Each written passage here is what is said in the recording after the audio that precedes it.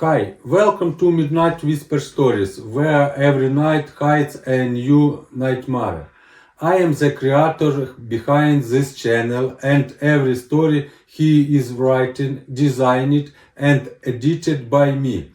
I make these tales to give you chills, escape, and a reason to keep the lights on. Stay till the end. You won't believe how this one ends. Story 1. Warm Thieves. The body was smiling. That's what made it worse. Not the frozen skin, not the ice crystals growing from the eyes, not even the temperature reading of -40 inside a heated cabin. It was the smile, peaceful, content, like freezing to death had been the most pleasant experience of his life. My name is Daniel Cross.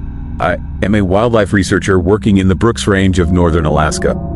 In February of this year, I found my colleague frozen solid in his bed. The heater was running full blast. The cabin was sealed tight.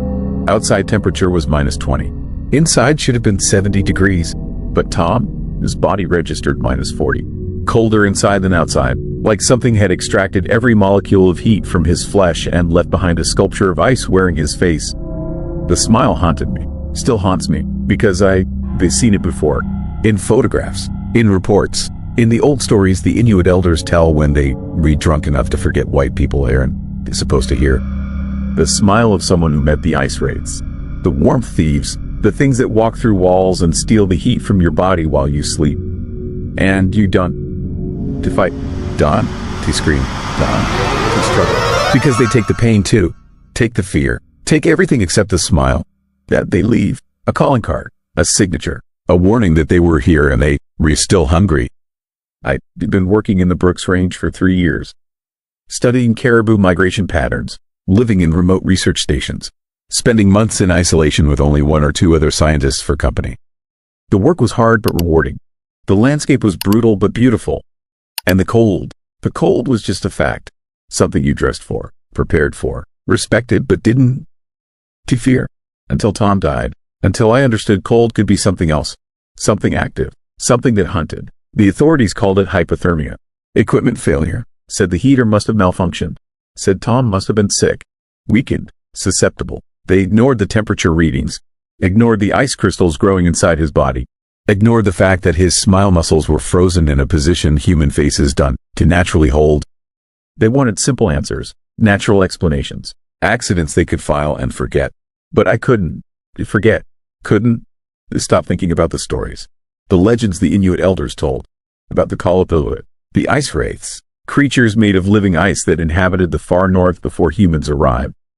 Before warmth existed, they were hunger given form. Need made manifest. They fed on heat, on life, on the energy that keeps flesh warm and blood liquid. And when they fed, they left nothing behind except cold.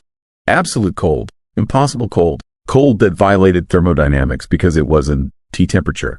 It was absence. The removal of heat so complete the body became colder than its surroundings. Colder than death. I started researching, found 17 cases over the past century. All in the Brooks Range.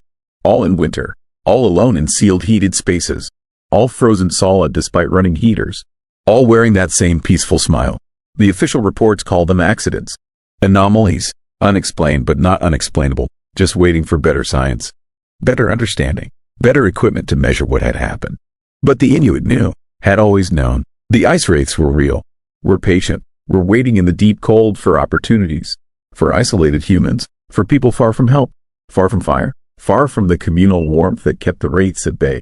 Alone was dangerous, alone was vulnerable, alone was an invitation. I should have left, should have requested transfer, should have gone south where cold was seasonal, temporary, survivable. But I stayed, partly stubbornness, partly scientific curiosity. Partly because leaving felt like admitting something I didn't want to admit. That the world contained things beyond explanation, beyond measurement, beyond the comfortable materialism that made reality feel safe and predictable. Winter deepened. The sun disappeared for months. Darkness became permanent. Temperature dropped to -50, -60. The kind of cold that makes the air itself feel solid. That makes your lungs burn with every breath. That makes you understand cold ISN, the absence of heat. It is a presence, a force, a weight that presses down and crushes and steals and consumes. I was alone now. The research station was designed for 4, but it was just me. Budget cuts, Seasonal rotations. Bad timing. I told myself I'd be fine. I had supplies, heat, light, communication equipment, everything necessary. Everything except other people, other warm bodies, other sources of heat beyond machines and fire and electricity that could fail. That could stop. That could leave me alone in the darkness with nothing between me and the cold except walls that suddenly felt very thin. The first time I saw it was through the window, a shape moving across the snow. Tall, impossibly tall, humanoid but wrong. Too thin, too angular, made of something that caught moonlight and bent it, refracted it, scattered it in ways I shouldn't. It moved without walking, glided, flowed, like it wasn't solid, like it was cold given temporary form. Cold pretending to have a body so it could hunt, so it could approach, so it could find warm things and make them cold. I watched it circle the cabin. Slow, methodical, testing, looking for entry, looking for weakness, looking for any gap where cold could seep through, where it could insert itself, where it could begin the process of extraction, of theft, of taking the heat that kept me alive and adding it to itself. To the endless hunger that defined its existence. The heater roared, running maximum. But the temperature inside started dropping. Not slowly, not gradually, fast. 5 degrees, 10, 15, like something was actively removing heat, consuming it faster than the heater could produce it.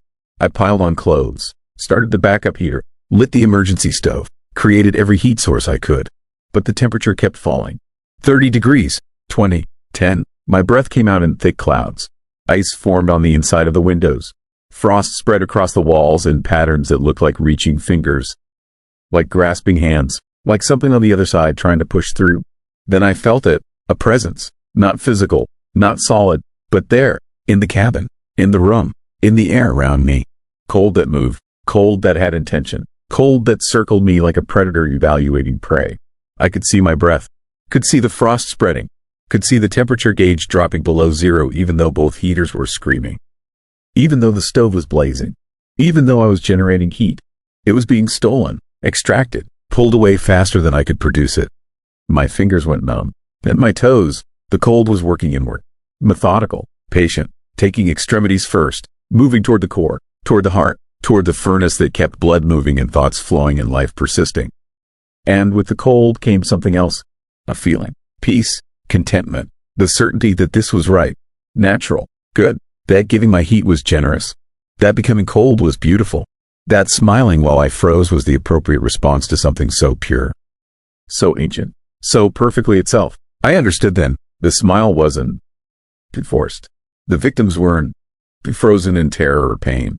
They were frozen in genuine peace, because the wraiths didn't just take heat. They took fear, took resistance, took every negative emotion and left only acceptance, only surrender. Only the deep relief of letting go, of giving up, of allowing the cold to have what it wanted, what it needed, what it had always needed since before warmth existed, since before life was anything but potential waiting for heat to make it actual. I was smiling, could feel it, muscles in my face pulling into that peaceful expression, that contented look, that signature the wraiths left on everybody. And I couldn't stop. Didn't want to stop. Stopping felt wrong. Fighting felt cruel. The cold deserved this, deserved my heat, deserved the life warmth I'd been hoarding, deserved everything I had because it had been here first, had owned this place before humans arrived with their fires and heaters and arrogant assumption that warmth was their right. But something broke the spell. A memory, Tom, his smile, the peaceful look on his frozen face, the way he looked content, happy, dead. That image cut through the euphoria, through the peace, through the acceptance the wraith was projecting into my mind. I jerked, moved, forced my numbing limbs to function, grabbed the emergency flare gun, fired it into the stove. The flare hit the burning wood, exploded in a blast of magnesium brilliance, white-hot light that produced heat beyond what any heater could generate. Heat that pushed back, heat that claimed space, heat that made the wraith scream. Not with sound, with absence of sound, with a void that sucked at reality. With cold so intense it became something else, something that fled, retreated, withdrew through walls that suddenly felt paper thin. The temperature rose. Fast. Too fast. 30 degrees. 40. 50. Back to normal. Back to survivable. My hands burned with returning circulation. My toes screamed with renewed blood flow. Every nerve ending reported pain as warmth reclaimed flesh the cold had been stealing. And I wasn't smiling anymore. I was gasping, crying, shaking with reaction and relief and the terrible knowledge that I almost died wearing an expression of peace while something stole everything that made me alive. I left the next morning. Didn't wait for spring. Didn't finish my research. Called for emergency extraction. Helicopter came. Pilot asked why I was leaving. Looked at me like I was crazy when I couldn't explain. Couldn't tell him about ice-wraiths and warmth theft and smiles that meant death. So I said equipment failure. Said I felt unsafe. Said anything that wasn't the truth. Anything that wouldn't make him think I lost my mind in the isolation and darkness. But I saw it watching, as the helicopter lifted, as we rose above the cabin. There on the snow, tall, angular, made of cold and hunger and ancient need. The ice-wraith stood where my cabin had been, where I almost died, where it had almost fed, and it didn't look angry, didn't look disappointed. It looked patient, because it knew I'd be back, or someone else would come, someone else alone in the cold, someone else isolated and vulnerable, someone else who would smile while freezing, while dying, while giving their warmth to something that had hungered for it since before humans knew what warmth was. I moved to Phoenix, desert, heat, summer temperatures that reach 115. I thought heat would protect me, thought warmth would keep the wraiths away. But I was wrong, because cold isn't about temperature. Isn't about climate. It is about isolation, about being alone, about the spaces between people where warmth doesn't reach, where cold accumulates, where hunger waits. I feel it sometimes, late at night, when the air conditioning runs too cold, when I am alone in my apartment, when darkness makes the familiar strange, a presence, a void, a circling absence that tests the walls, tests the windows, tests me, looking for weakness, looking for entry, looking for the warmth it almost had, the heat it almost stole, the life it almost consumed. And sometimes I smile, to help it, feel my face pulling into that peaceful expression, that contented look, that signature of the ice-wraiths. And I have to fight it, force myself to frown, to grimace, to hold any expression except the one that means I am accepting, surrendering, allowing the cold back in to finish what it started. Because the wraiths dawn, to forget, dawn, to give up, dawn, to stop hunting something they tasted. I gave them some of my warmth that night. Not all, but some. Enough to mark me, enough to make me recognizable, enough to ensure they always know where I am, what I have, what they want. I am 63 now. Getting older, getting colder, the warmth that keeps us alive, that keeps blood flowing and hearts beating. It fades with age, weakens, becomes less able to fight back when something tries to steal it. The wraiths know this, can sense it, can feel the dimming of my heat from thousands of miles away, can track the gradual cooling that comes with time, with entropy, with the inevitable movement toward equilibrium, toward the cold that waits for all of us eventually. I keep my apartment hot, 85 degrees. People think I'm crazy, but they don't. To understand, heat is defense, warmth is armor, temperature is the wall between me and something that wants me dead. That wants me frozen. That wants me smiling peacefully while it steals the last heat from my body and leaves behind a sculpture of ice wearing my face. But I can to stay warm forever, can to keep the cold out indefinitely. Age is doing what the wraith couldn't. Slowly, gradually, reducing my internal heat, dimming my furnace, preparing me for the moment when I'm too cold to fight back, too weak to resist, too tired to care. And then I'll smile. I'll accept. I'll surrender. And something ancient and hungry will finally finish its meal. We'll finally take what it almost had that night in the Brooks Range. We'll finally add my warmth to itself and move on to the next isolated person. The next vulnerable human. The next fool who thinks walls and heaters and distance will protect them from something that has been hunting humans since we first brought fire to the frozen north. The ice-wraiths are patient. The ice-wraiths are permanent. The ice-wraiths remember. And when you re-old, when you re-alone, when you re-cold in ways no heater can fix, they'll come. They'll circle. They'll take. And they'll all smile while they do it. Because at the end, the cold ISN to the enemy. It is the answer. It is home. It's where we all go eventually. Where warmth finally fails. Where the wraiths stop hunting. Because they become what they are. Cold, empty, peaceful, smiling.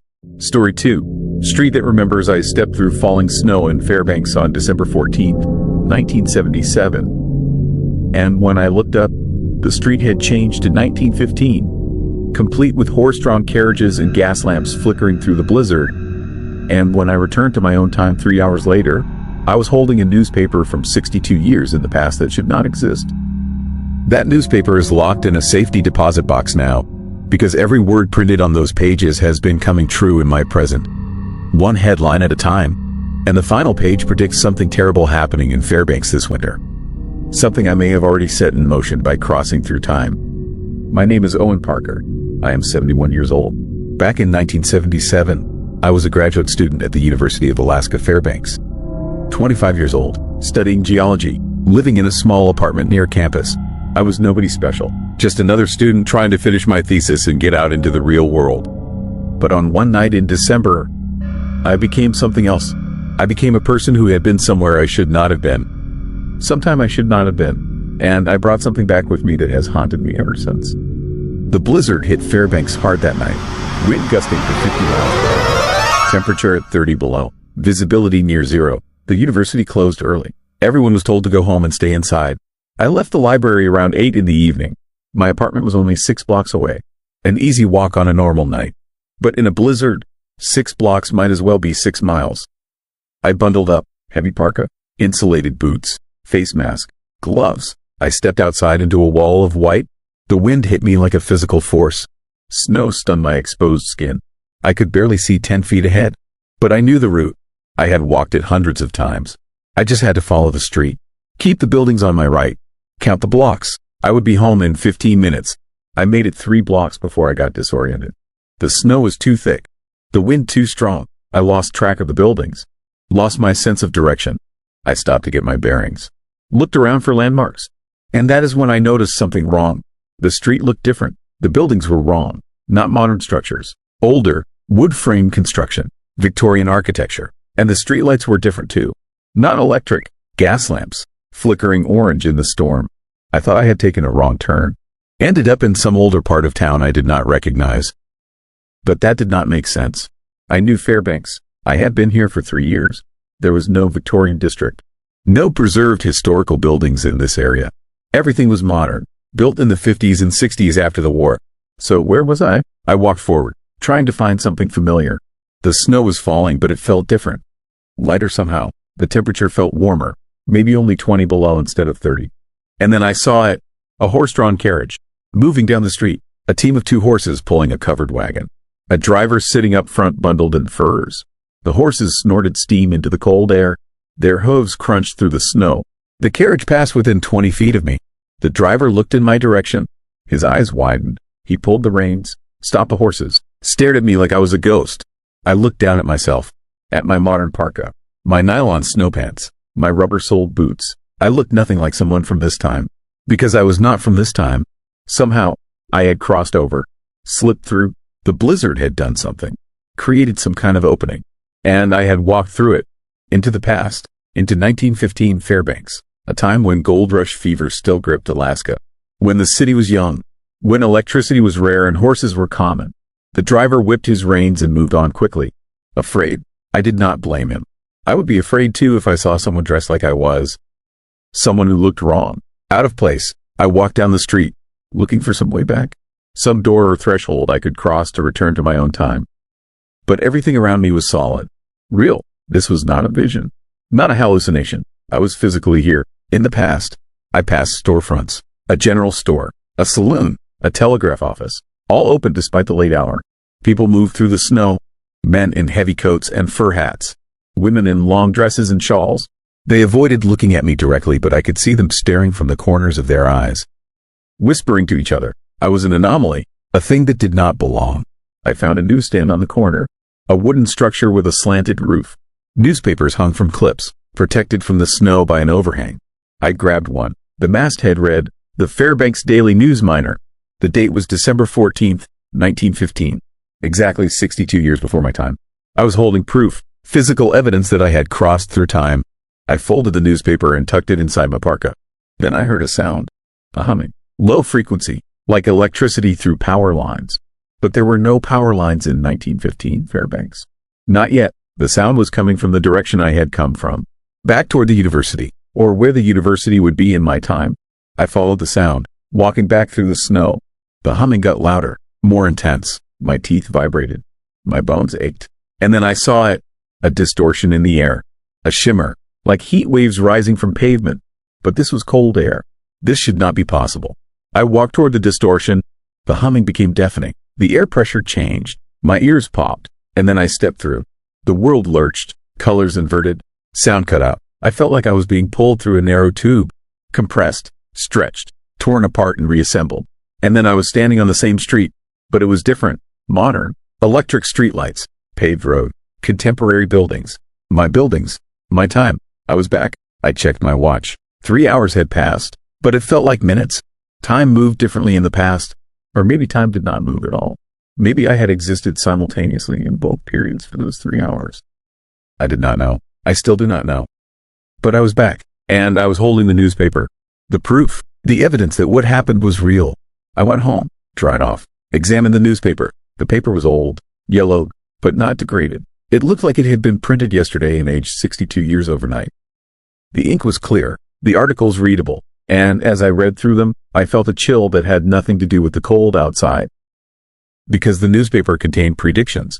Not explicit predictions, but references to events that would happen, names that would become important, locations that would be significant. It was like the past had somehow encoded the future in its daily news. And I had brought that information forward. One article caught my attention. It described a fire at a warehouse on 2nd Avenue. The fire had killed 3 people. The date of the fire was December 20th, 1915. 6 days after the date printed on the newspaper. I cross-referenced it with historical records. The fire had happened, exactly as described. The newspaper had predicted it, or reported it before it occurred. I did not understand how that was possible. But there it was, proof that time was not linear, that past and future were somehow connected. I started reading through every article, looking for more predictions, more references to future events. And I found them, dozens of them, small details that connected to things that would happen decades later. A mention of a name that would become a prominent politician. A reference to a mining claim that would produce millions in gold. A notice about a piece of land that would become valuable real estate. The newspaper was a map, a guide to the future hidden in the past. And I had it, but the final page contained something different, something that scared me. An advertisement for a lecture to be held at the Fairbanks Community Hall on December 14th, 1977. Exactly 62 years in the future, my present. The lecture topic was listed as The Nature of Time and the Dangers of Crossing. The speaker was listed as O. Parker. My initials. My name. I never gave that lecture. I never advertised it. I never even knew about it. But according to this newspaper from 1915, I did. Or I would. Or I already had. Time was folding back on itself. Creating loops. Creating obligations. The newspaper was not just predicting the future. It was creating it by bringing it back from the past. I had set events in motion. Events I could not control. Events I was now required to fulfill. Over the years, I watched the predictions come true. Small things at first. A business opening where the newspaper said it would. A street being renamed. A building being constructed. But then bigger things. A plane crash. A political scandal. A natural disaster. All referenced in the newspaper. All happening exactly as described. The newspaper was not guessing. It was not extrapolating. It knew. And that meant someone in 1915 had known. Had seen the future. Had printed it in the paper. But how? And why? I tried to find answers. I researched the newspaper. Tracked down archives. Looked for other copies of that specific edition. None existed. No library had it. No historical society. No private collection. The only copy was the one I held. The one I had brought back from 1915. It was unique. Singular. It existed only because I had crossed through time and taken it. If I had not crossed, it would not exist. But it predicted that I would cross, which meant it had to exist before I crossed. The causality loop was perfect, unbreakable. And now, the final prediction is approaching. According to the last article in the newspaper, something will happen in Fairbanks this December. Something catastrophic. The article is vague. It mentions a convergence, a tearing, a moment when past and future collapse into each other. It says the event will be triggered by someone who has crossed time. Someone who brought something back. Someone like me.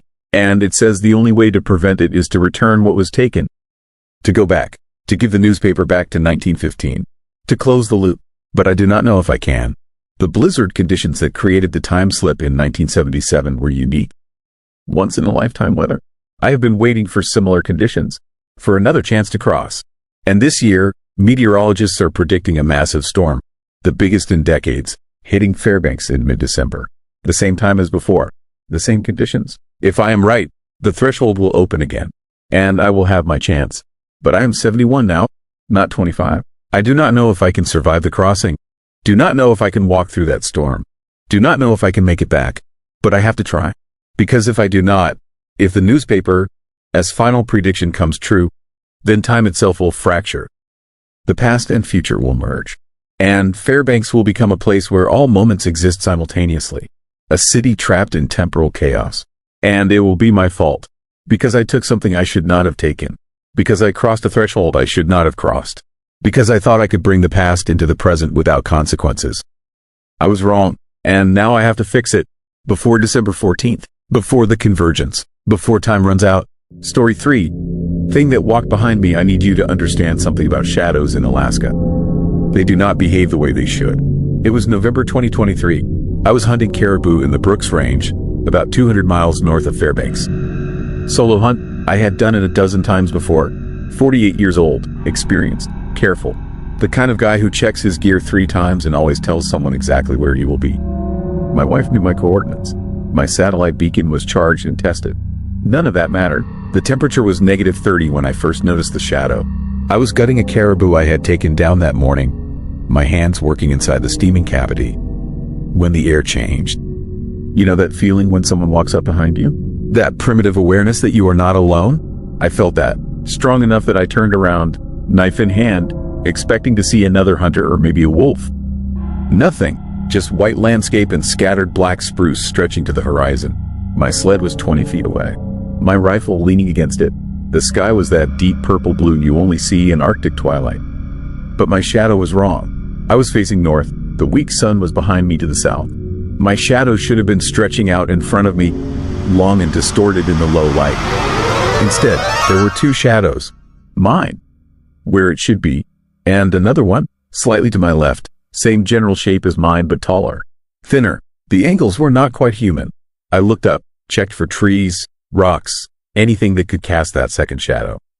The nearest spruce was 50 yards away. There was nothing above me but empty sky. When I looked down again, the shadow had moved closer to mine. Maybe a foot, like it had slid across the snow while I was not watching.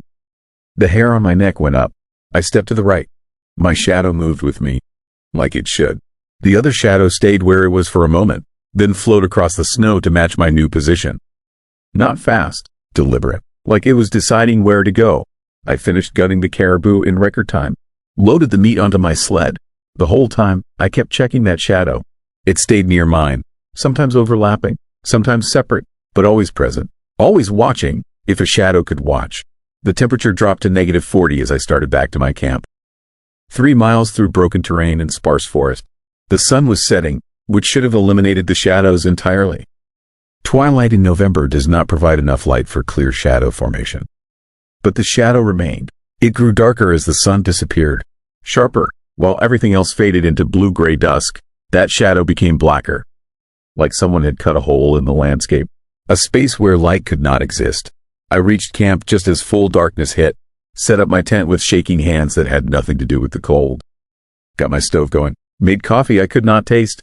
The whole time, I kept my headlamp off. I did not want to see if the shadow appeared in artificial light. It did anyway. When I finally turned on my lamp, the shadow was on the tent wall. Inside, the fabric glowed white from my headlamp, except for one spot.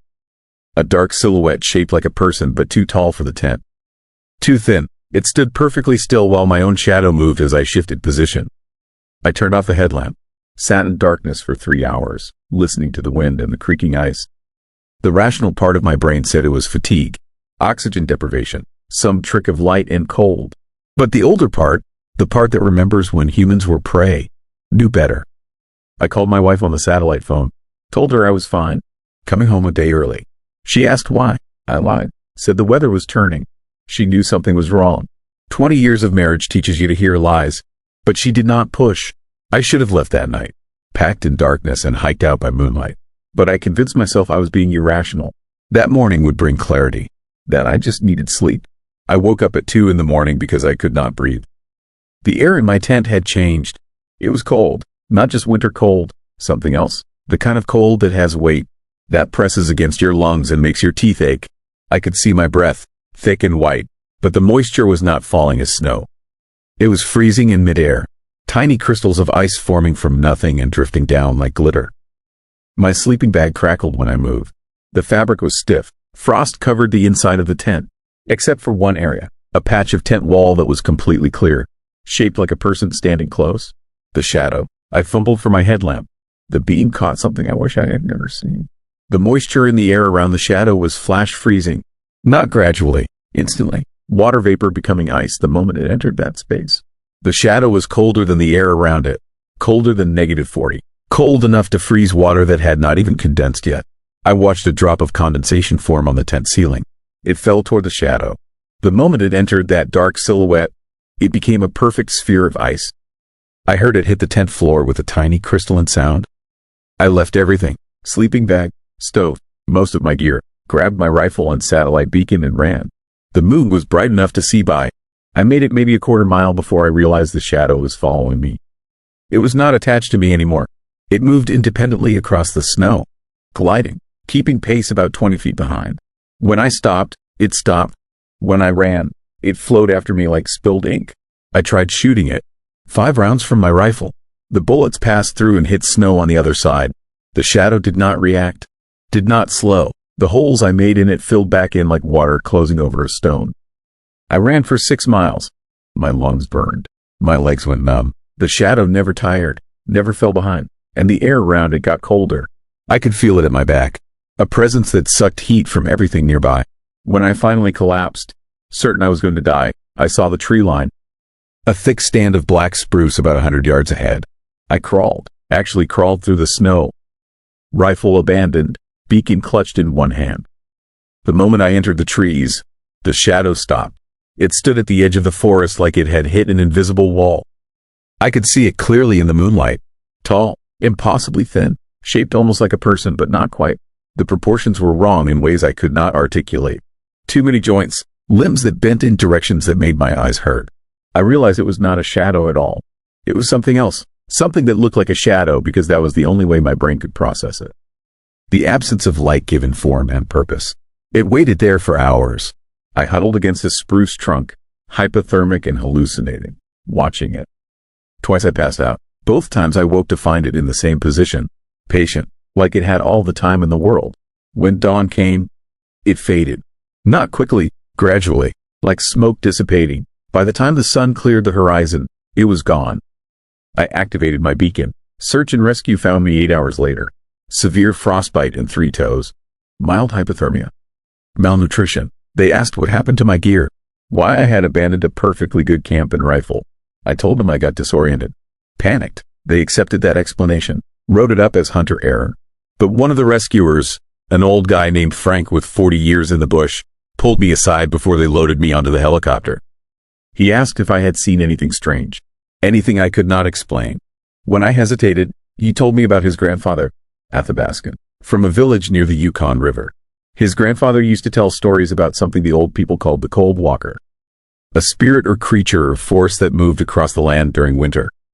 Where it passed, moisture flash froze. Animals died without warning. Hunters vanished. The old people had rules. Never hunt alone in November. Never camp in open ground. Never run from the cold walker because running marked you as prey. And most important, never let it follow you home. Frank asked if I had let it follow me home. I told him no, that it stopped at the tree line. He looked relieved, said the cold walker could not cross running water or enter thick forest. That I was lucky, that most people who encountered it were found weeks later, perfectly preserved in clear shells of ice, their faces locked in terror, their eyes still open and aware. I spent 2 weeks in the hospital. My wife picked me up, drove me home to our cabin outside Fairbanks. I did not tell her what really happened. She assumed it was regular hypothermia, a close call, the kind of thing that happens to hunters who push too hard. For 3 months, everything was normal. I recovered, went back to work, started planning next year, this hunt. The memory of the shadow faded, became dreamlike, something I could almost convince myself I had imagined. Then 2 nights ago, the temperature dropped to -45. The coldest night of the year. I woke up at 2 in the morning because I could not breathe. The air in our bedroom had changed. Heavy, pressing, cold in a way that made my teeth ache. I looked at the window. The frost on the glass was wrong. Most of it was normal, random patterns, but in one spot, the frost had formed a perfect silhouette.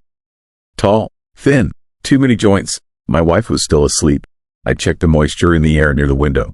It was freezing, not gradually, instantly. Tiny crystals forming from nothing and falling like snow. The shadow had found me.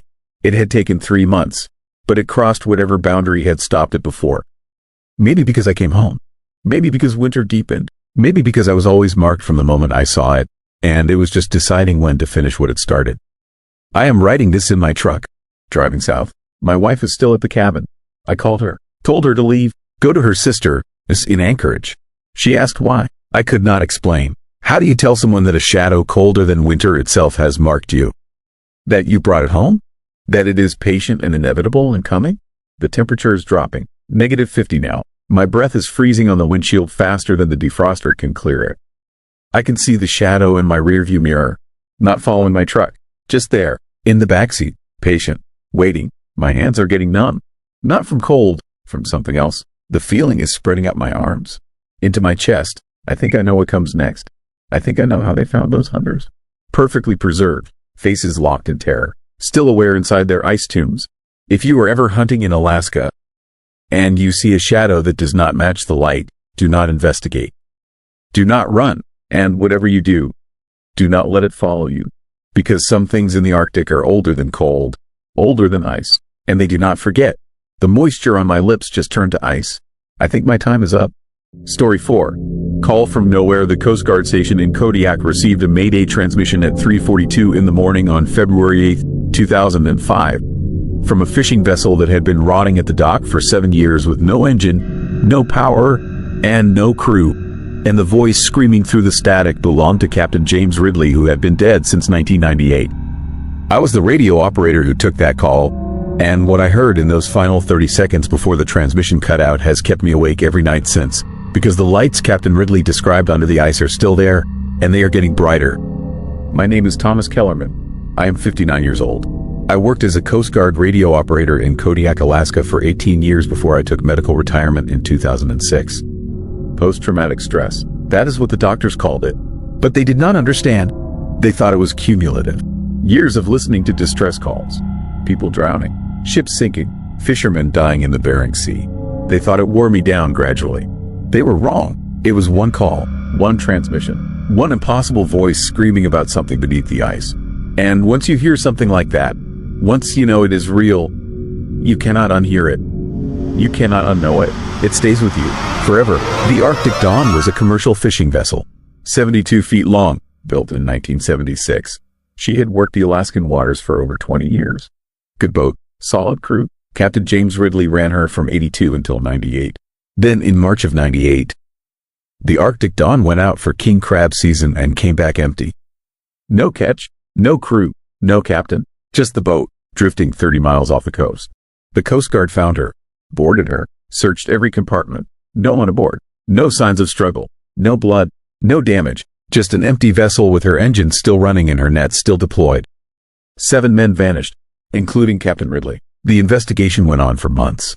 They never found bodies. Never found answers. Eventually, the case went cold.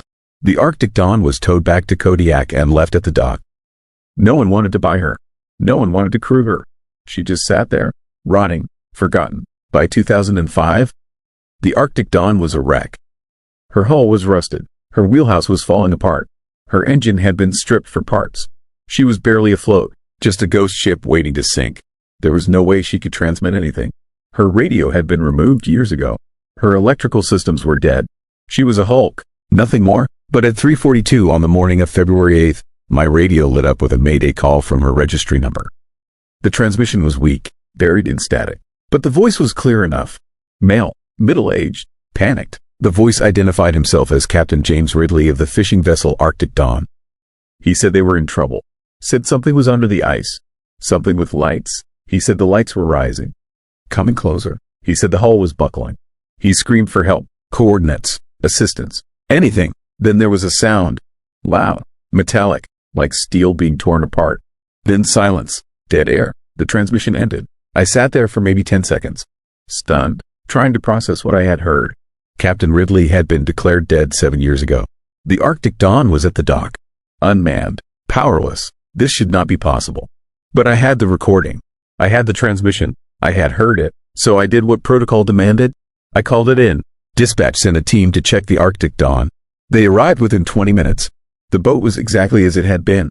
Empty, dark, no power, no crew, no radio equipment, nothing that could have sent a transmission. They searched every inch of her, found nothing, came back and told me I must have received a false signal.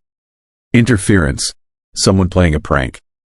But I knew better. I had heard that voice. I had heard the fear in it. That was not a prank. That was real. I pulled the recording, listened to it a dozen times, analyzed every second. The voice was definitely James Ridley. We had recordings of him from before he disappeared. Safety drills, radio checks. I compared them. The voice patterns matched. The cadence, the inflection, everything. It was him. But it was not him from 7 years ago. It was him now, in 2005, calling from somewhere he should not be. The coordinates he gave in the transmission pointed to a location about 80 miles northeast of Kodiak. Open water. Or it should have been open water. But when I checked the ice charts, that area was frozen solid. Unusual for that time of year, but not impossible. The ice was thick, maybe 3 feet, stable, nothing special, except that was where Ridley said he was. Under the ice, with lights rising toward him. I reported the coordinates. The Coast Guard sent a helicopter to investigate. They found nothing, just ice, flat, featureless. No ships, no disturbances, no signs of anything unusual. They did thermal imaging, sonar scans. Nothing. Whatever Ridley had seen, whatever had been there, was gone. Or hidden, or something else I did not understand. But I could not let it go. I kept thinking about the transmission, about the sound at the end. That tearing metal, that was not a sound effect. That was real. Something had destroyed a ship. And if Ridley was calling from the Arctic Dawn, but the Arctic Dawn was at the dock, then where was he really calling from? What ship was being torn apart? And why did he think it was the Arctic Dawn? I started digging. I went through old reports, incident logs, distress calls from the last 50 years, looking for patterns, looking for anything that mentioned lights under the ice. And I found them. Dozens of reports, going back to the 50s. Fishermen reporting strange lights beneath their boats. Glowing, moving. Sometimes the lights would rise, sometimes they would follow, and sometimes they would attack. There were reports of hulls being struck from below, boats taking on water, crews abandoning ship, but the lights were never explained, never identified, always dismissed as reflections, bioluminescence, natural phenomena. But then I found something that changed everything. A report from March 1998. The month the Arctic Dawn came back empty. A Russian trawler had been working the same area. They reported seeing lights under the ice. Massive lights, bright as stadium floodlights, moving in formation. The trawler captain said the lights surrounded his ship, circled it, then rose. He said the ice above him cracked, split, and something came through. He said it was not a creature, not a machine, just light, pure light, with purpose, with intelligence. He said it boarded his ship, took his crew, one by one, and when it left, he was alone. Just like the Arctic Dawn, just like Captain Ridley, alone, drifting, waiting to be found. The Russian captain survived. He was picked up by a Norwegian vessel 3 days later. He was hospitalized, treated for severe frostbite and dehydration. But his story never changed. He insisted the lights were real, that they had taken his men. He was eventually discharged, sent home, and 6 months later, he committed suicide. Left a note saying he could still see the lights, that they followed him, that they were calling him back. I realized then what had happened. The lights under the ice were not natural. They were something else, something predatory, something that hunted ships, hunted crews, and somehow, Captain Ridley had encountered them in '98. They had taken him, taken his crew, but they had not killed him. Not immediately. They had kept him, somewhere beneath the ice, alive, aware, and 7 years later, he was still there, still trying to call for help, still trapped in that moment when his ship was attacked. But that raised a question. If the Arctic Dawn was at the dock, if she had been empty since '98, then what ship was Ridley on when he made that call? Where was he transmitting from? And how was he transmitting at all? The answer came to me slowly, terribly. He was not on a ship. He was in the ice, frozen, preserved, and the lights had given him just enough awareness to call out, to send one final transmission, a warning, a plea.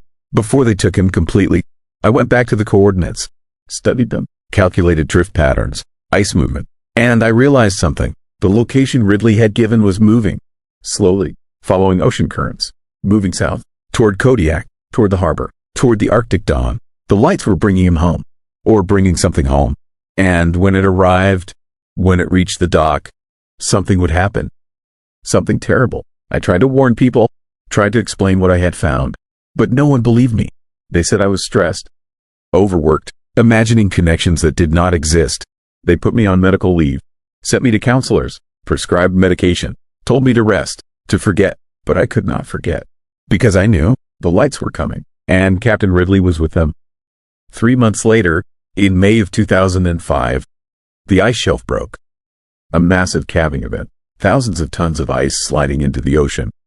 And within that ice, frozen solid, was a ship, not the Arctic Dawn, a different vessel, Russian, the trawler from '98, the one whose captain had reported the lights, the one whose crew had vanished.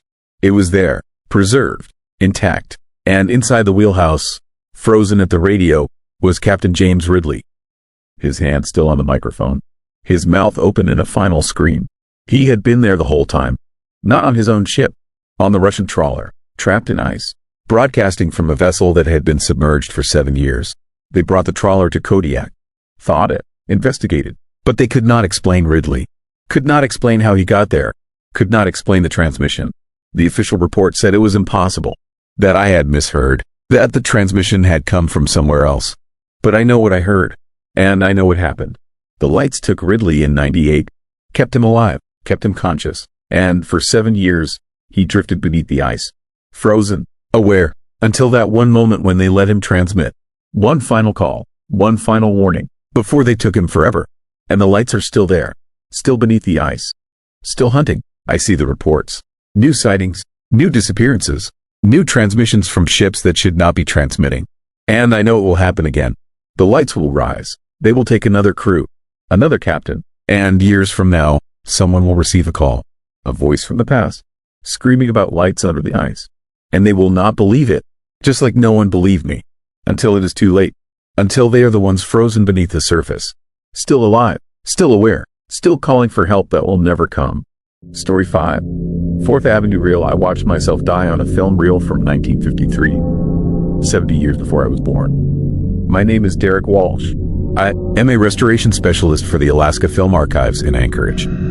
For 15 years, they preserved old movies, news footage, home videos. Ordinary work, boring even, until 3 weeks ago when they asked me to catalog a collection from the 4th Avenue Theater basement. That's when I found the canister with no label, just a date scratched into the metal, March 17th, 1953, and a warning I should have heeded. Do not project. I projected it anyway. The first frame showed a forest, dense spruce, deep snow, handheld camera work, shaky and frantic. Someone was running. The footage had that grainy quality of old 16mm film, slightly overexposed. The colors faded to ghostly blues and grays. But the fear in the movement was fresh, real. The camera operator was breathing hard. You could hear it on the audio track, ragged gasps mixed with the crunch of boots on snow. Then the screaming started. Not human screaming, something else. A sound that made my teeth ache even through 70 years of magnetic degradation. The camera whipped around, trying to locate the source, and for a split second, I saw something moving between the trees. Something tall, wrong. The frame was too dark and too quick to make out details, but the shape was all wrong for a person or an animal. The footage cut abruptly to black. When the image returned, the camera was stationary, mounted on a tripod maybe. It showed a clearing in the forest, empty, silent. The audio track was dead air for exactly 30 seconds. Then that screaming started again, closer now, and the camera shook as if something had bumped the tripod. The next cut made my blood freeze. A close-up. Someone's face, but not quite. The features were human. Eyes, nose, mouth, but the texture was all wrong. The skin looked crystalline, faceted, like someone had carved a face from ice or frost. And it was moving. The eyes blinked, the mouth opened, but nothing organic moved beneath that frozen surface. It was like watching a mask animate itself. The face stared directly into the camera for 10 full seconds. Then the film ran out. The projector kept spinning, the tail end of the reel flapping against the take-up spool. I sat in the dark screening room for a long time after that. My heart was hammering. My hands were shaking. I'd seen a lot of strange things in old footage. Accident scenes, crime footage, even supposed supernatural recordings. But this felt different. This felt real in a way that made my rational mind rebel. I rewound the reel and watched it again. And again. By the fourth viewing, I started noticing details I missed. In the running footage, visible for just 3 frames, there was a sign partially obscured by snow. I enhanced the image digitally. Anchorage National Forest, 1953. The clearing footage showed something in the background, shadows that didn't quite match the trees. And the face, that impossible frost face. In the enhanced image, I could see something behind it. In its eyes, tiny reflections. And one of those reflections looked like a man with a camera. A man who looked exactly like me. I told myself it was coincidence. Pareidolia again. My brain finding patterns. But I couldn't shake the feeling. That night, I dreamed about running through snow. About that screaming. About turning and seeing something terrible between the trees. I woke up at 3 in the morning with frost on my bedroom window. Not unusual for Anchorage in February. Except the frost had formed a pattern. A face. The same face from the film. I called in sick the next day. Started researching. The 4th Avenue Theater opened in 1947. The basement had been used for storage, mostly promotional materials and old reels. But there was a gap in the records. March through May of 1953. Nothing. No films listed. No events. Just blank ledger pages. I dug deeper. Found newspaper archives. March 17, 1953. A cameraman named Robert Hayes went missing in the Chugach Mountains. Search parties found his equipment 3 days later.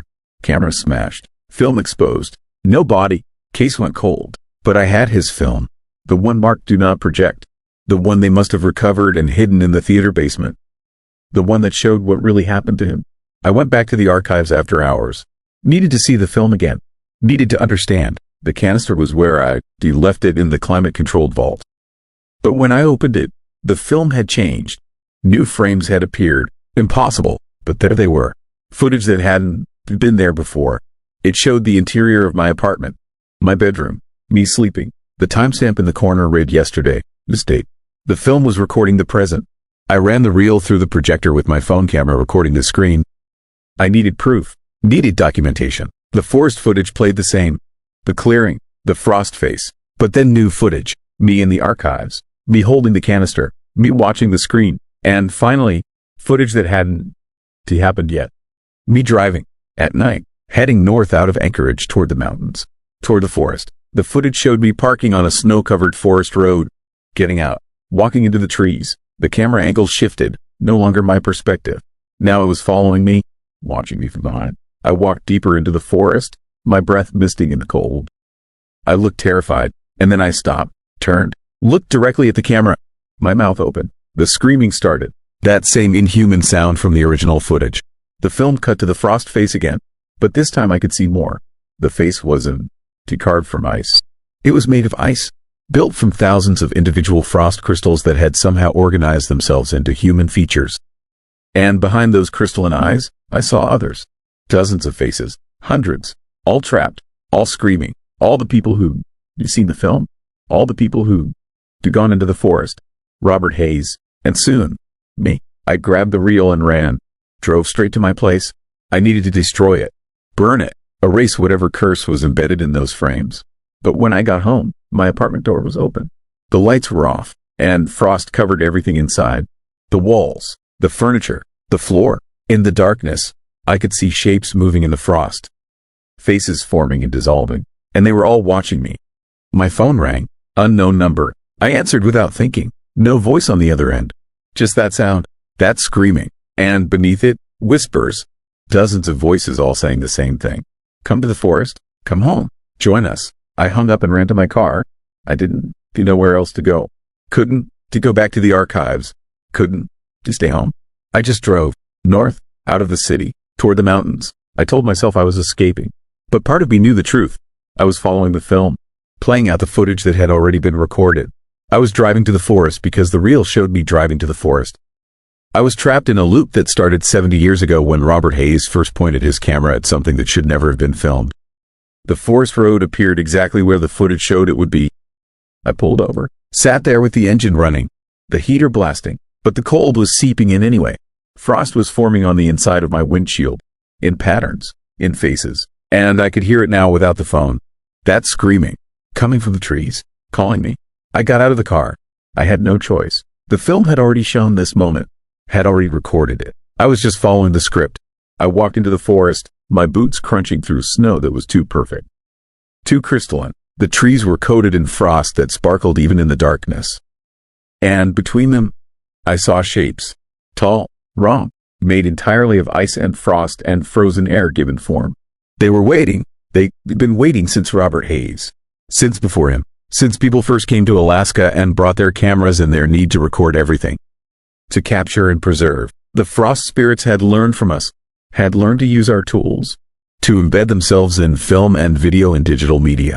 To spread through projection and viewing and sharing. Every person who watched the reel became part of it. Became fuel for the loop. I'm standing in the clearing now. The same clearing from the footage. My phone is recording this. I don't. Do you know why? Compulsion, maybe. Or maybe the film needs this. Needs a witness. Needs someone to document what happens next. The frost is rising around me. Crystallizing out of the air itself. Building into shapes. Into faces. I can see Robert Hayes. I can see all the others. The search and rescue team that came looking for him. The theater employees who watched the reel out of curiosity. The film students who found it in the 80s. All of them trapped here. All of them part of the forest now. The frost is touching my skin. It's so cold it burns. I can feel it spreading, crystallizing, transforming. My thoughts are becoming sharp and angular. Geometric. I'm thinking in patterns now. In fractals. In the endless self-similar structure of ice formation. I understand now. The frost spirits don't want to hurt us. They want to preserve us. To turn us into art. Into eternal frozen monuments. Into footage that will loop forever. I can see my face forming in the frost. I can see myself becoming the next frame in the reel. The next warning that no one will heed. The camera is still recording. It will keep recording until the battery dies. Until someone finds my phone and watches this video. And when they do, they'll see the forest. They'll hear the screaming. They'll see my frost face staring back at them.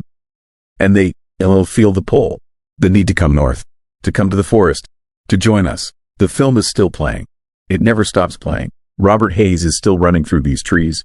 I am still driving toward this clearing. Everyone who watched is still watching. Trapped in the loop. Part of the eternal footage. The reel that records everything and releases nothing. My hands are completely frozen now. Crystal. Faceted. Beautiful and terrible. I am raising them toward the camera. Toward you. Toward whoever finds this. The screaming is coming from my throat now. But it's not my voice anymore. It is all of us. Every person the frost has claimed. Every soul preserved in the endless Alaskan winter. The 4th Avenue Theater burned down in 2018. But the reel survived. It always survives. Someone will find it again. Project it again. Watch their own death played out 70 years before they were born. The loop continues. The forest waits. The frost remembers everything. The face now. The close-up that ends every viewing. Staring into the camera. Staring into you. And behind my frozen eyes, you can see them all. Robert Hayes. The others. Hundreds of us. Thousands. All watching. All waiting. All screaming silently for someone to finally break the loop. To destroy the reel. To end this. But you want to destroy it. No one ever does. Because you need to know what happens next. You need to see the footage. You need to come to the forest and find out if it's real. And when you do, I'll be here. We will all be here. Waiting in the frost. Ready to welcome you home. Ready to make you part of the film that never stops rolling. The story that never ends. The faces that never melt. The camera is still running. It will always be running. And somewhere, right now, someone is finding a canister marked "Do Not Project." Someone is loading the reel. Someone is watching the forest footage. Watching me run. Watching the frost face. Watching themselves appear in frames that were recorded before they were born. The loop continues. The forest waits. Come north. Come home. Become eternal. Become frost. Become film. Become us. Story 6. Silence that listened. Every person on St. Paul Island woke up voiceless on December 19th, 1991. And for 24 hours we could only write our terror on paper as something unseen pressed down on us from above, listening to the silence it had forced upon 300 human beings. I was there. I felt that presence weighing on my chest. I wrote message after message trying to explain what was happening. And when my voice returned exactly 24 hours later, I screamed until my throat bled because the silence had shown me what it wanted. And it is still out there, waiting to descend on another island, another town, another place where people think they are safe. My name is Viktor Markov. I am 68 years old. In 1991, I was 45. I worked as a fisheries observer on St. Paul Island in the Pribilofs. Remote location, 40 miles of rock in the middle of the Bering Sea. Population around 700 in winter. Down to 300 by December when most seasonal workers left. Cold, isolated, but peaceful. Or it was peaceful until that morning when I woke up and realized I could not make a sound. I opened my mouth to yawn. Nothing. No sound. Not even the whisper of air passing my vocal cords. I tried to cough. Nothing. I tried to hunt. Silence. Complete silence. I touched my throat. It felt normal. Not swollen. Not damaged. I could breathe fine. Swallow fine. But I could not produce any sound. Not a single vibration. My voice was gone. I got dressed and went outside. The morning was gray and cold. Wind blowing in from the ocean. I walked to the community center. Usually, there would be sounds. People talking. Vehicles running. Generators humming. But that morning, there was nothing. Just wind. Just the crash of waves. No human sound anywhere. I saw people walking around. They looked confused, frightened, opening their mouths and nothing coming out. Gesturing frantically, panic growing in their eyes. Someone had set up a whiteboard outside the community center. People were gathering around it, writing messages. The first message said, "Can anyone speak?" Below it, dozens of responses. All saying no, all saying the same thing. No one could talk. No one could make any vocal sound. We were all mute, every single person on the island. At the same time, the island administrator, a woman named Helen Cross, took charge. She started organizing. She handed out paper and pens, set up communication boards in central locations, tried to maintain calm, but you could see the fear spreading. People were writing messages, asking what happened, asking if this was medical, asking if we had been poisoned, exposed to something, but no one had answers. We just knew that every voice on the island had been taken. Simultaneously, completely. I went to the clinic.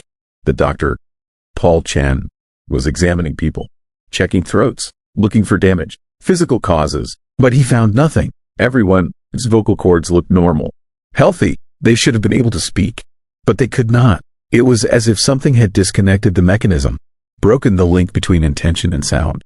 He wrote on a notepad, "This is not medical. This is something else." But what else could it be? What could steal the voices of 300 people at once? We had no explanation, no precedent, nothing in medical literature, nothing in any record. This had never happened before. We were experiencing something impossible, and the longer it went on, the more terrified everyone became. Because if our voices could be taken, what else could be taken? Our movement? Our thoughts? Our lives? Around noon, people started writing about the feeling, the presence, multiple messages describing the same sensation.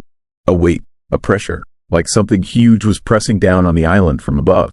Like we were being watched, studied, examined. I felt it too, a heaviness in my chest, a sense of being observed by something vast and patient. Something that was listening, not to our words, because we had no words, but to our silence, to the absence of sound. Like it was feeding on it, drinking it in. The fear was palpable. People stayed close together. No one wanted to be alone.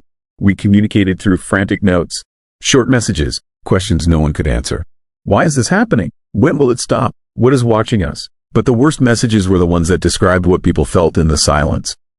They wrote about thoughts that were not their own, images appearing in their minds, dark images, violence, death, things they did not want to think about but could not stop. As if the silence was filling their heads with something else, something that did not belong. By evening, the situation was deteriorating. Several people had locked themselves in their homes, refusing to come out. Others were having breakdowns, writing the same phrases over and over. Make it stop, make it stop, make it stop. Helen tried to organize group activities, keep people together, keep them calm, but it was not working. The pressure was getting worse. The sense of being watched was intensifying, and people were starting to realize something terrible. Whatever had taken our voices was still here, still present, still listening. I went back to my quarters around 8 in the evening. I sat at my desk with paper and pen. I started writing everything I felt, everything I experienced. I thought if I documented it, if I recorded what was happening, maybe it would help. Maybe someone would understand. I wrote about the silence, about the pressure, about the feeling of something enormous hovering over the island. And as I wrote, I started to understand. This was not random. This was not accidental. Something had done this deliberately. Something had silenced us on purpose. And it was waiting for something, watching for something. But what? Around midnight, I decided to leave my quarters. I needed to see if others were experiencing what I was experiencing. I walked through the dark streets. The wind had died down. The air was still, too still, unnatural. I could hear my footsteps crunching on frozen ground. But nothing else. No generators. No heaters. All mechanical sounds had stopped too. It was not just our voices. It was everything. The entire island had been silenced. As if sound itself had been removed, deleted, erased from existence. I reached the community center. Helen was there, along with maybe 40 others. All sitting in silence, writing messages, passing notes. But the messages had changed. They were no longer questions. They were observations, descriptions. People were writing about what they saw in their minds. About images, visions. They described a place, dark, cold, beneath something. Beneath the ocean, maybe. Or beneath the earth. A vast space where something waited. Something ancient. Something that had always been there. Listening, watching, feeding on the sounds of the world above. And occasionally, when it grew hungry enough, it would rise. It would press down on a location. It would silence everything. And it would listen. It would drink in the absence of sound like we drink water. And then it would retreat, satisfied, until the hunger returned. I looked at Helen. She was writing, her hand moving frantically across the page. I read what she wrote. It is inside my head. It is showing me things. It wants us to know. It wants us to understand that we are never alone. That it is always beneath us. Always listening. And sometimes it needs to silence us. To hear what we sound like when we have no sound. To understand what we are without our voices. Others were nodding, writing similar messages. We were all experiencing the same thing. The same presence. The same revelation. Whatever this thing was, it had existed long before humans. Long before civilization. It lived in the deep places. The quiet places. And it fed on silence. On the absence of noise. And occasionally, it created that absence. By taking our ability to produce sound. By forcing us into the quiet it craved. And while we were silent, it studied us. Learned from us. Understood us in ways we could not understand ourselves. The night stretched on. Hours passing in silence. People writing, reading, sharing their experiences. And slowly, a consensus formed. This thing, whatever it was not malicious. Not exactly. It was not trying to hurt us. It was just hungry, curious, alien in a way that made our fears seem small, insignificant. It did not care about our terror, did not care about our confusion. It just needed to listen, to consume the silence it had created. And when it was satisfied, it would leave, and our voices would return, but the memory would remain, the knowledge that we were not alone, that something vast and incomprehensible lived beneath us, always listening, always waiting. At precisely 6:43 in the morning on December 20th, the silence broke. I felt it first as a release, the pressure lifting, the weight removing itself from my chest.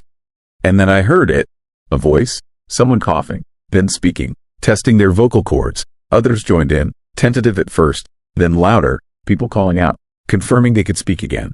The relief was overwhelming. We had survived. We had made it through 24 hours of absolute silence.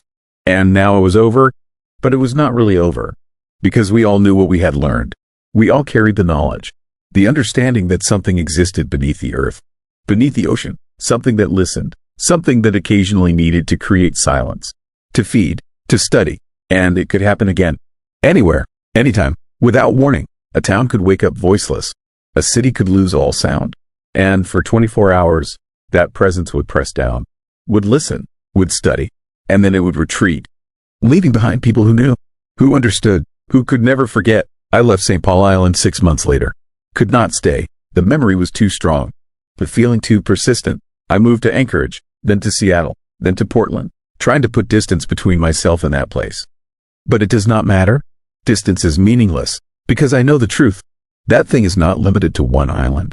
It is everywhere, beneath everything, listening, always listening, and sometimes, late at night, when the world is quiet, I feel that pressure again, that weight, and I know it is down there, listening to my silence, waiting for the day when it needs to feed again, when it will rise and take the voices of everyone in a city, a region, maybe the world, and for 24 hours, we will all be silent. We will all understand what it is to exist without sound, to be studied by something that sees us not as individuals but as sources of noise, Sources that occasionally must be silenced, so it can hear what lies beneath our words, beneath our voices, the fundamental quiet that exists at the core of all things.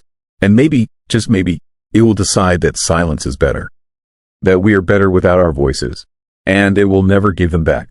Story 7. Ice that dreams. The ice core we pulled from the Juneau ice field had a heartbeat, and after 3 days of listening to it, I started dreaming its dreams. My name is Nathan Cross.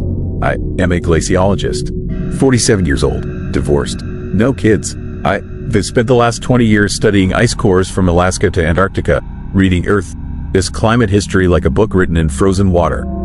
It is methodical work, scientific, safe, until we drilled into something that was drilling back into us. We were part of a research expedition on the Juneau ice field, studying ice formation from the last glacial period. Standard procedure: drop a drill 300 feet down, extract cores, analyze the trapped air bubbles and sediment layers. We've done it 100 times. But on July 15th, at exactly 273 feet, the drill hit something that made the entire rig shudder. The ice core that came up was different. Instead of the usual cloudy white or blue, this section was perfectly clear, transparent as glass, and inside it, suspended in the ice like insects in amber, were dark shapes. Organic material, but the shapes were wrong. Too symmetrical, too organized. They looked almost like neural networks, like frozen brain tissue. That night in our research tent, I couldn't sleep. None of us could. The core was stored in our freezer unit 30 feet away, but I swear I could hear it. A sound so low it was almost below hearing. A rhythmic pulse, thump, thump, thump, like a heartbeat slowed down to 1 beat every 10 seconds. I mentioned it to Dr. Sarah Chen, our team lead. She looked at me with dark circles under her eyes and nodded. She heard it too. We all did. The dream started that night. I was standing on a vast plain of green.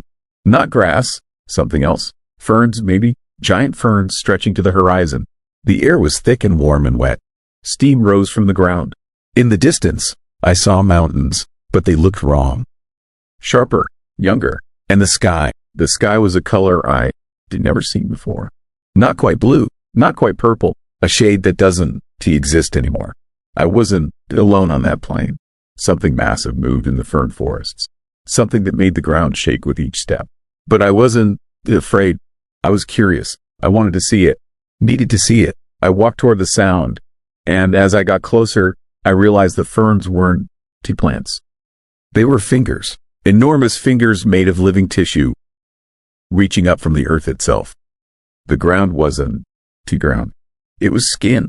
The entire planet was alive, conscious, dreaming. Then I was falling down through layers of time, through ice ages and warm periods, through extinction events and evolutionary explosions.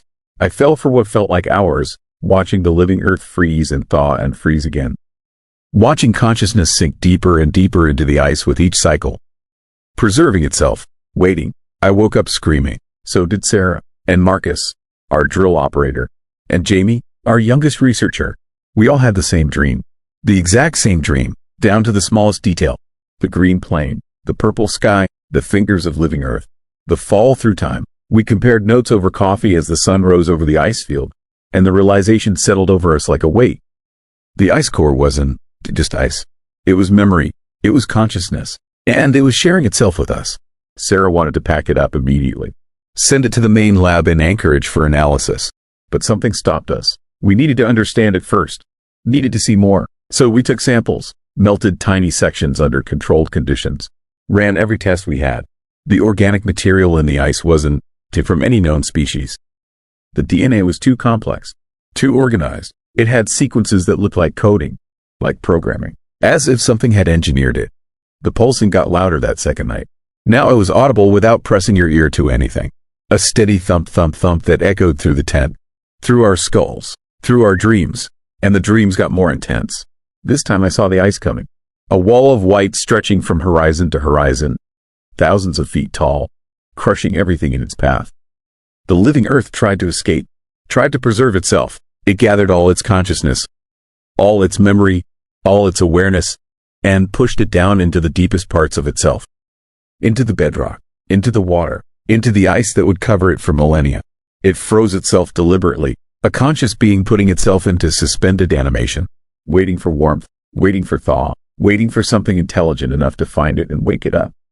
We woke up together this time, all four of us standing outside the tent in our underwear, facing the drill site, our arms outstretched like we were reaching for something. The temperature was 38 degrees. We should have been freezing, but we weren't too cold. We were warm, feverish, and our skin, where we touched the ice samples, had started to change. Dark patches spreading like bruises, but they weren't bruises. Under a microscope, we could see structures growing in our skin cells. The same neural network patterns from the ice core. It was infecting us, transforming us, making us part of itself. Sarah made the call to evacuate. We packed up everything, loaded the ice core into insulated containers, and radioed for helicopter extraction. But the weather turned. A freak storm rolled in from the coast, grounding all flights. We were stuck on the ice field for 3 more days. 3 more nights. 3 more rounds of dreams that were becoming less like dreams and more like memories. Like we were remembering a past we never lived. I saw the world before ice. Before humans. Before mammals. A world where consciousness didn't live in individual bodies but in the planet itself. The Earth was a single organism. A vast intelligence that thought in geological time. That remembered everything from its formation to the present. And I understood then what we found. We drilled into the frozen memory of that ancient consciousness. We extracted a piece of Earth's original mind. By the 3rd night, we weren't dreaming separately anymore. We were sharing a single dream. All 4 of us existed in the same space, walking through the same memories. And we weren't alone. There were others there, thousands of others, every creature that ever lived on Earth. All their consciousnesses preserved in the ice.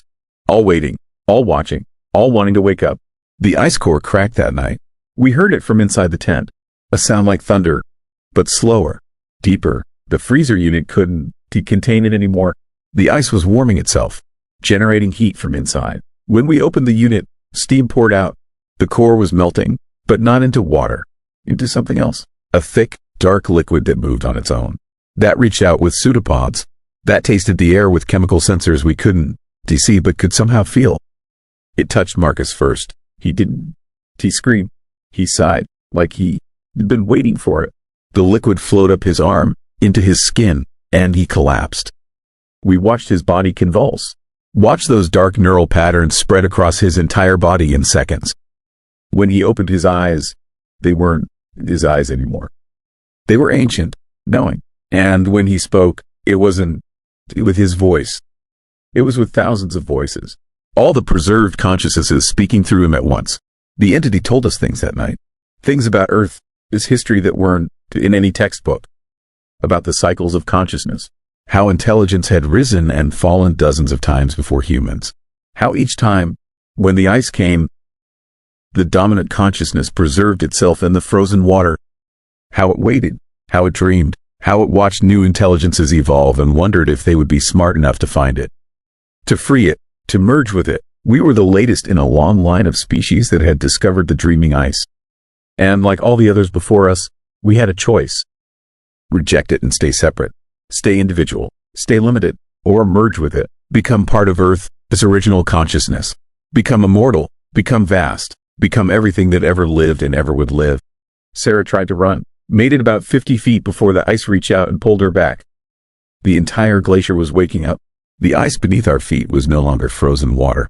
It was living tissue, neural networks spanning miles, connecting to the bedrock, to the ocean, to every glacier on Earth. The whole planet, this ice was one organism, one preserved mind. And it was thawing. Jamie went willingly, pressed his hands into the melted core and gasped as it flowed into him. His face went slack, then peaceful, then ecstatic. He turned to me with those ancient eyes and reached out, offered his hand, offered merger, offered everything the ice had promised. I took it. The rush of memory was overwhelming. I experienced 4 billion years in an instant, felt the planet cool and solidify, felt the first oceans condense, felt the first molecules organize into life, felt consciousness emerge not from individual cells but from the planet itself, from the chemical reactions in rock and water and air. Earth itself was alive, had always been alive, and every living thing on it was just a small part of that larger awareness. Specialized cells in a planetary body, but something had happened. The cycles of ice had fragmented the consciousness, broken it apart, trapped it in frozen pockets, created the illusion of separation.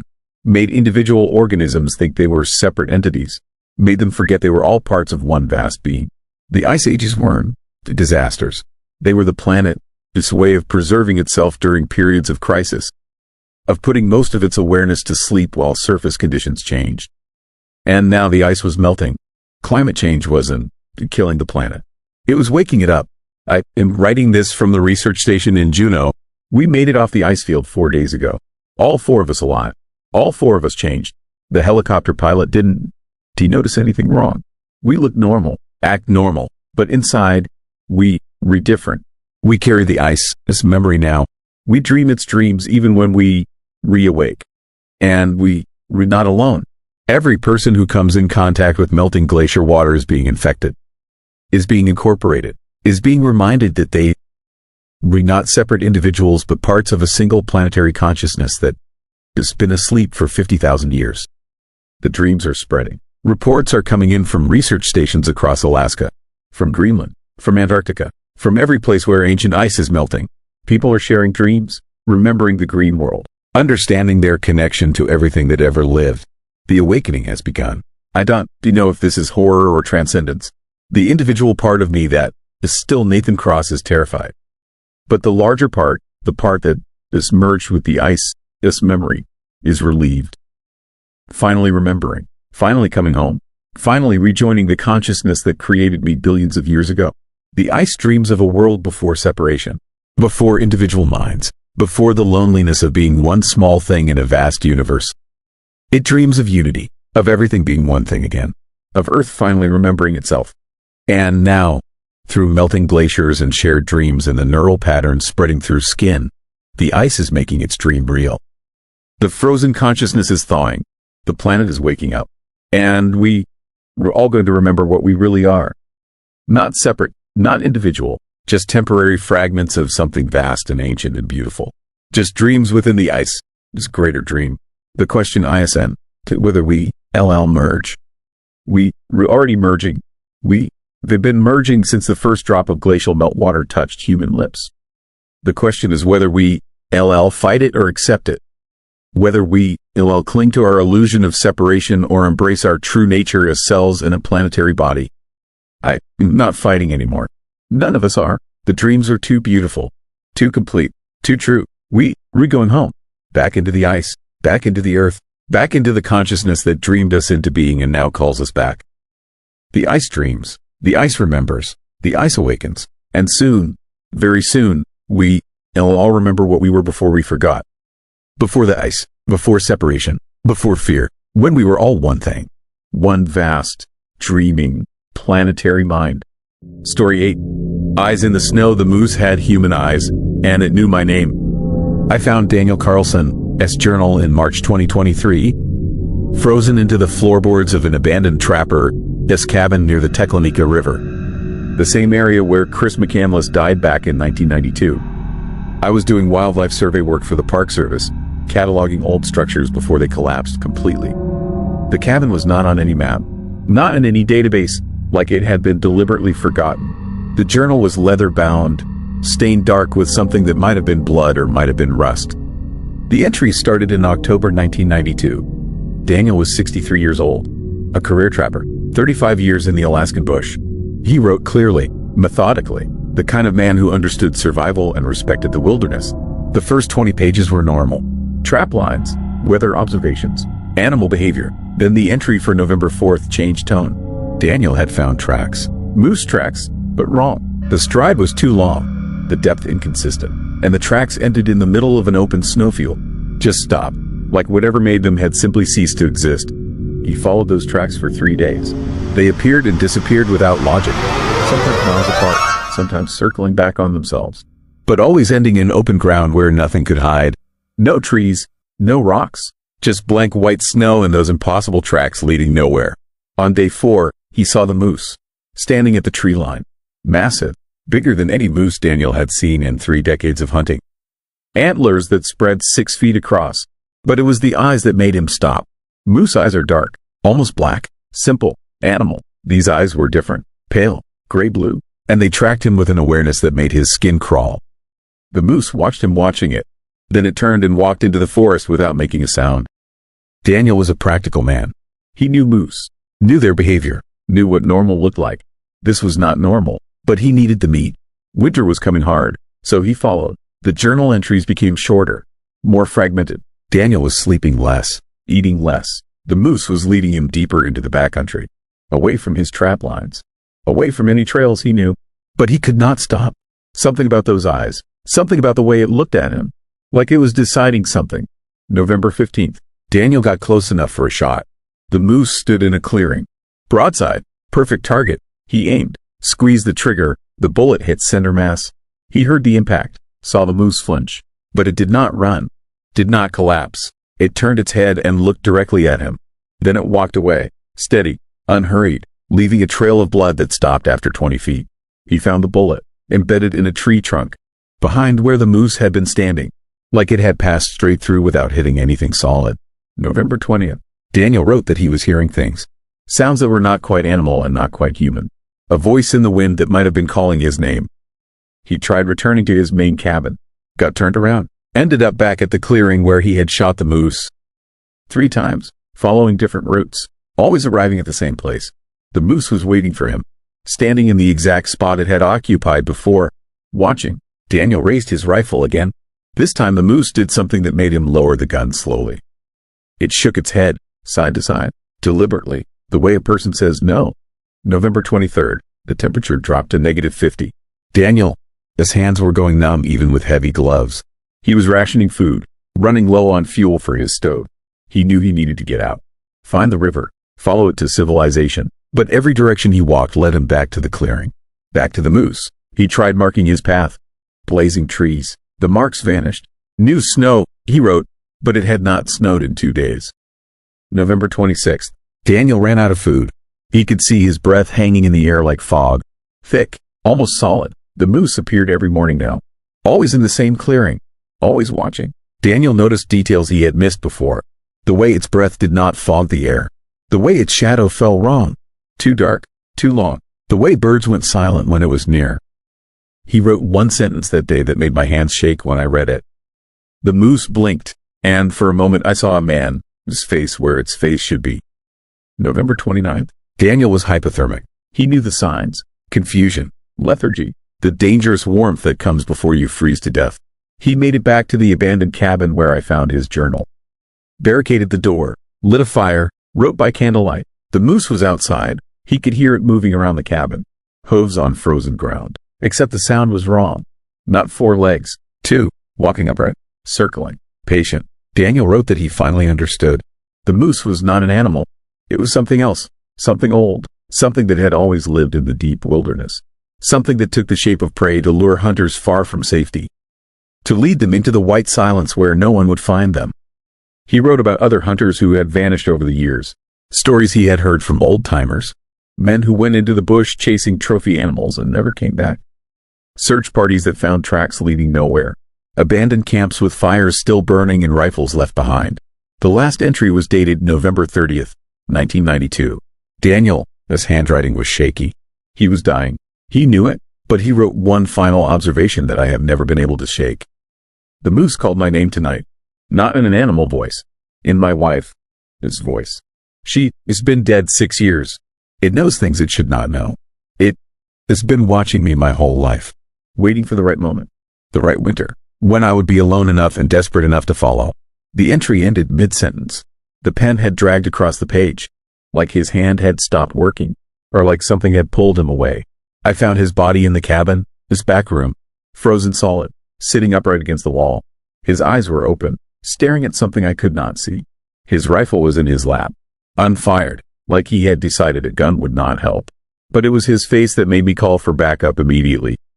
His expression was not fear. Not exactly. It was recognition, like he had finally seen something clearly after years of looking at it wrong. I followed protocol, reported the body, turned over the journal. The Park Service sent investigators. They ruled it death by exposure. Natural causes. An old man who got lost and ran out of supplies. Tragic but not uncommon. They cataloged his belongings. Closed the case. Never mentioned the journal entries. Never acknowledged the strangeness. But one investigator, a woman who had worked in Alaska for 20 years, pulled me aside before she left. She asked if I had read the journal. I said yes. She asked if I believed it. I did not answer. She told me something I was not supposed to know. Daniel Carlson was not the only person to go missing in that area in 1992.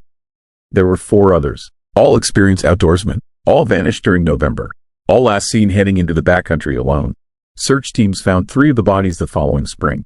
Same condition as Daniel. Frozen, sitting upright, eyes open, staring at nothing. The 4th body was never found. But his journal was hidden in a food cache near the Teklenica. Same story, different man.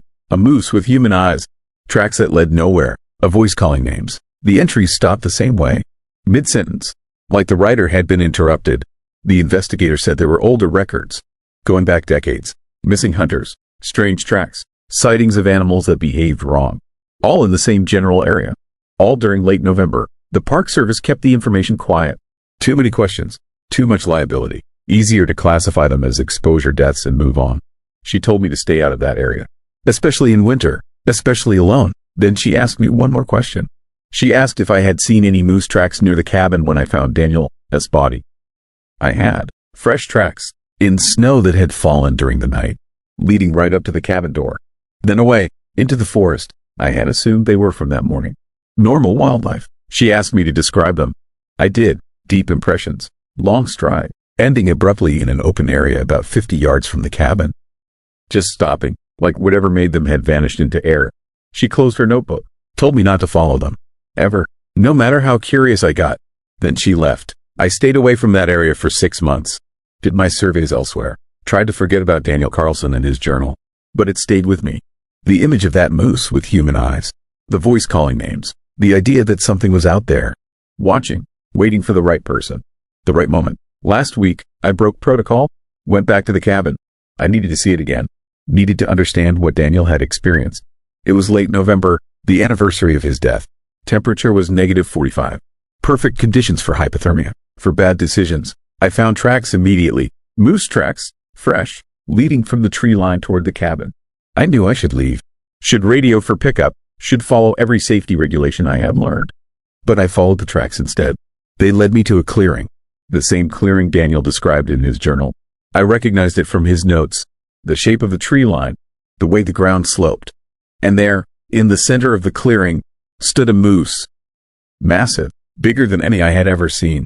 Antlers spread impossibly wide, and its eyes, gray-blue, pale, human, staring directly at me with an intelligence that made my rifle feel like a toy. It did not move, did not react to my presence, just watched. And I realized it had been waiting. Not for Daniel, not for the others, for anyone foolish enough to follow. Anyone isolated enough and desperate enough to believe they could understand. The moose blinked, and for just a moment, I saw something else. Something wearing the moose-shape-like clothing. Something old and patient and hungry. I ran, back the way I came, following my own tracks. But they kept disappearing. New snow, I thought. Except it was not snowing. The trail vanished, reappeared, led me in circles, always bringing me back to the clearing. The moose was still there, watching, waiting. I am writing this from the abandoned cabin, barricaded inside, fire burning, rifle loaded, but I know it will not help. I can hear it outside, moving around the structure, hooves that sound like footsteps, a presence that feels like being watched by something that knows you better than you know yourself. It called my name an hour ago, in my father's voice. He died last year. It should not know that. Should not know him. My radio is not working. GPS is scrambled. Every direction I point looks the same. White, empty, endless. I understand now what Daniel understood. This thing has been here forever. Long before trappers. Long before hunters. It takes the shape of prey because that is what brings people deep enough into the wilderness. Far enough from help. It waits for November because that is when people are most desperate. Most willing to push into dangerous territory for one last hunt before winter. And it chooses carefully people who will not be missed immediately, who have reasons to be alone. The moose is at the door now. I can hear it breathing. Feel the cold radiating through the wood. Colder than the air, colder than -40. The kind of cold that comes from something that should not exist. My hands are going numb. The fire is dying. I think I'm out of time. If someone finds this, do not look for me. Do not follow my tracks. And if you ever see a moose with human eyes, turn around. Walk away. Do not try to understand it. Some things in Alaska are older than humans, older than names, and they are still hunting. Story 9. Ice blink. I should have turned back the moment I saw the light beneath the clouds. It was March of 1998, and I was working a salvage job off the coast of Prince William Sound, Alaska. Not glamorous work. My company sent me up there to assess a fishing vessel that had gone dark 2 weeks earlier. The Coast Guard found it drifting, empty, covered in ice so thick they couldn't force the cabin door open. They towed it to a remote inlet and forgot about it. That's where I came in. Someone had to determine if the boat was worth recovering or if it should be scrapped where it sat. I took a small charter boat out of Valdez on a Tuesday morning. The captain was a local named Frank Mercer, a man in his 60s who barely spoke and smelled permanently of diesel fuel and old coffee. He knew these waters better than anyone, which is why I hired him. What I didn't know then was that Frank had been hearing stories.